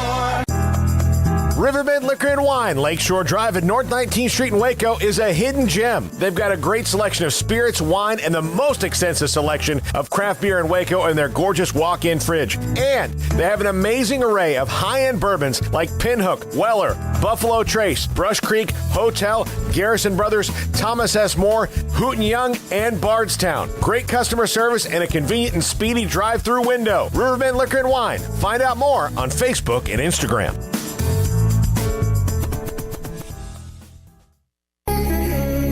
Welcome back to Sikkim 365 Radio. This is Paul Catalina's Top 5 at 5:55, presented by Champion Salon and Barber. To book your appointment, go to championsalonandbarber.com. All right, these are my top 5 fixes to the Baseball Hall of Fame. They won't listen to any of this. But here's what I suggest. Number 5, have players presented in front of a committee like they do with the NFL, as opposed to just sending out pamphlets, is what they're doing now to 400 plus people. Have them, have people actually have the debate. So like have Jeff Passan nominate whoever. Because, look, we have John McClain on all the time. We've had Shireen on, and we've had Rick Gosselin, and what they do is, but what they have to do is for, if you get Peyton Manning, you can go Peyton Manning and sit down. Yep. But if you get someone like Alan Faneca, who's a Hall of Famer, you do have to stand up and make the case why Alan Faneca is a better offensive lineman than maybe Carl Mecklenburg, who might be, or he's a defensive player, but you know what I'm saying, who's better for this class. So you have that. Steve Atwater versus John Lynch. How do you do those? Like, you have to have those debates. What's happening now is you just send them the people who are eligible, and they get to vote based, and they don't have to defend anything. They don't have to talk about it. As where you don't even get a chance. Like, if I'm big in the Scott Rowland camp, do I get a chance to try to convince somebody who's not in the Scott Rowland camp to come aboard? I don't know how that works. No, they just tell Twitter their thoughts on it, and that means absolutely nothing. No, I'm with you. John McClain has said that there are people who have gotten in the Hall of Fame after conversations, after arguments about why they should be in the Hall of Fame. And I can't cite anybody specifically, but I know next time we have him on, he'll give us plenty of examples of this guy was not going to get in, and Shireen or him or somebody else stood up and said why they should be in, and change people's minds because maybe they didn't realize something. But no, baseball wants to stay in its own little, same mom's basement basically, and just, know what they want to know and not know anything else because they've already made up their minds. And yeah, they should. There should have to be some accountability. Like, if you're going to have this powerful vote that's going to determine whether a guy goes into, enshrinement in the Baseball Hall of Fame, then yeah, I think that the nerdy little dude from the New York Post should have to sit there and explain, why are you not voting Roger Clemens in, or why are you not doing this? And if you say, look, it's because of the PED stuff, okay, well then explain why you're voting David Ortiz in. And if you say, well, well, at least have the conversation. Yeah, make them say something of hypocrisy. Back up what you're talking about. Like when I do the Heisman, and I'm fortunate, lucky as hell, man, I'm telling you, I grind on that. I talk with you guys about it. But if you put your vote up here, and I said, why did you pick this guy over this guy? I'm making you explain it. Absolutely. And I should be able to. And you should be able to do that, as opposed to, I just don't like him, which is not a good enough reason to keep someone out of an award. The problem is there's way too many to be able to do it. You can't have 400 presentations for, like there's just too many. I think there's too many voters for one, but yeah, I mean, that would be the only problem I would see. Is it's not like the NFL committee. It's a little more cozy, and you have a couple people that might get up. Like, there's 400 plus people voting on this thing. It's a little more difficult to do. At the beginning of the show, you asked me who, my most disliked player or whatever it was, and it was Tim Tebow. But I'll tell you right now, or is Tim Tebow. Okay. It is Tim Tebow. But if we were on the College Football Hall of Fame committee, and granted, he's not going to have any resistance because he won the Heisman Trophy and a national title, and he was a great football player. I don't dislike him because of his football. But like if I said I voted no against him, and somebody said, well, why would you vote no against him? Well, I'm like, well, I don't like him. Like that's a terrible reason. What did you say? What you actually? it's personal. It's a terrible reason. Yeah. It's look, and there's other things I can go into, but again, that's a terrible reason. Number 4, rotate the voters. And there's number 1 is going to be kind of tied into this, but if you rotate the voters, then you can maybe weed out some agendas. And like, look, everybody's going to have some kind of agenda, but you will weed out the ones that are the gigantic moralistic, this is what baseball is because I watched Field of Dreams, like kind of, or maybe played the natural, that's what it's supposed to be, and that's what I think baseball is. Well, even though that's not what it really is. There's nothing wrong with everybody having different opinions, but you can't be hypocritical about your opinion. But if you rotate it out, you can also, cut off people. So is Buster only going to get rotated out? Everybody should. Okay, I mean, again, as long as everybody. Yeah, everybody just rotate. All right. Again, you're 2 years on, 2 years off, or whatever. 1 year on, 3 years off. I don't care. Okay. Number 3, redefine your purpose. Because right now they're trying to make it like Baseball Hall of Fame is like Catholic saints. You have to perform 3 miracles and all that stuff. It's hard to get in. You've got to change that. They're not sainthood. You're not sending priests all over the world to do research. You know what it is? It's supposed to be where you one of the best players or the best player in the time in the era you played. Yeah, because I don't like. Period. I don't like comparing eras. Isn't fair. Because there's just different in things. The era you played. Exactly. So that's why, for example, they did it right when they got Jim Rice in. Jim Rice went in after all this time. The Veterans Committee put him in, and it's because they're like, look, this is the best left fielder when he played. Yeah. So what? There weren't that's the best one. Okay. Yeah. All right. Number 2, eliminate the morality clause. Get rid of it. Football doesn't have it. John McClain has said to us many times, they are told that doesn't matter. No matter what you think of a person or what they've done on the field, cocaine, murder, whatever, you're not supposed to take that into consideration, correct? Yeah. And look, if it's a murderer, that kind of takes care of itself. That usually means you get kicked out. Yeah, I mean, that's probably going to take care of itself. But no, I mean, look, O.J. Simpson, they haven't pulled him out, even though he wasn't guilty, was not guilty in court. They haven't done that. And I like that we all know he did it, and we just all know that he just got found not guilty. Yeah. But everybody knows he did it. Or his son. Yeah. Whichever. Yeah. Number 1. And number 1, this is the biggest thing they have to do is reduce the number of voters. So if you reduce the number and say, look, you've got 400 people, it's going to be really hard to tell, the NFL has 59. To tell 360 of them that you're not doing it anymore. This is like Board of Regents for certain universities. But if you reduce the number and then rotate it, then you're really going to keep agendas out of it. It's going to have to be, if you do everything I said on this list, it's going to be based on merit. And you're not going to have a reason to keep guys like Bonds and Clemens out and Schilling. Well, and it's not a birthright to have a Hall of Fame vote. So if some dude from Detroit has an issue with it, well, it's too bad. It's the rules. They rotate every 2 years. And I don't think necessarily should be automatic births into being Baseball Hall of Fame voters or lifelong memberships into being Baseball Hall of Fame voters because people change over time. But, I do think that there's probably far too many voters when you got I mean, whatever the total number is, I don't even know. I know it's several hundred people are all voting on this, and I don't believe you need that many people to figure out whether or not Barry Bonds is a Hall of Famer or not. Yeah, I'm big on term limits across the board. Yeah, me too. So, me too. Again, just applying that logic to here makes a lot of sense. I agree. All right, Paul, good stuff. Very timely. A topic of right now. Let's see. Tonight, Iowa State plays at Oklahoma State. Tip off in an hour. Oklahoma at West Virginia. They tip off in an hour. The women are in Lubbock to play Texas Tech. Yeah, ought to be another, sportsy night. Plenty going on, and I'm sure we'll have plenty to talk about tomorrow. And, college football never stops. NFL never stops. So I'm sure there will be some story we're not thinking of right now that pops between now and 3 o'clock tomorrow. All right. We'll be back tomorrow, 3 o'clock Central. Thanks to Armstrong Sims, Jack McKenzie. Thanks to all of you on the chat room or watching, viewing, listening, however it is, the app or online. And also, of course, our great sponsors every day. They help us be here in this beautiful state-of-the-art studio. I'm David Smoak. Good night, Sikkim 365 Radio and 365 Sports.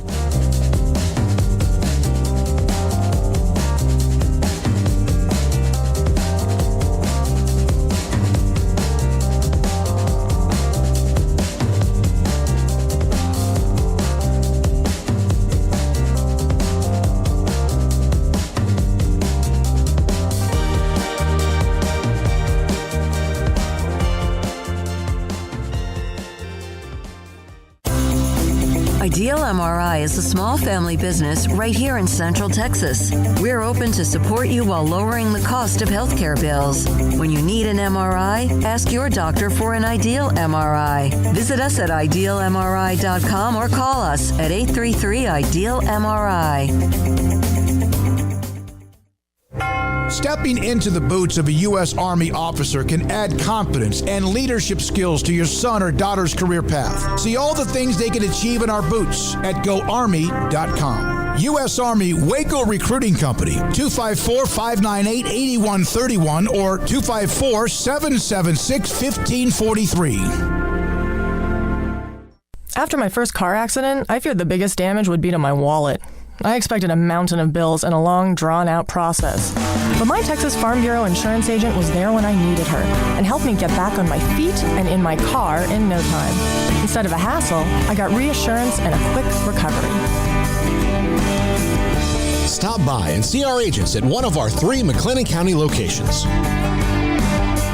Coverage and discounts are subject to qualifications and policy terms and may vary by situation.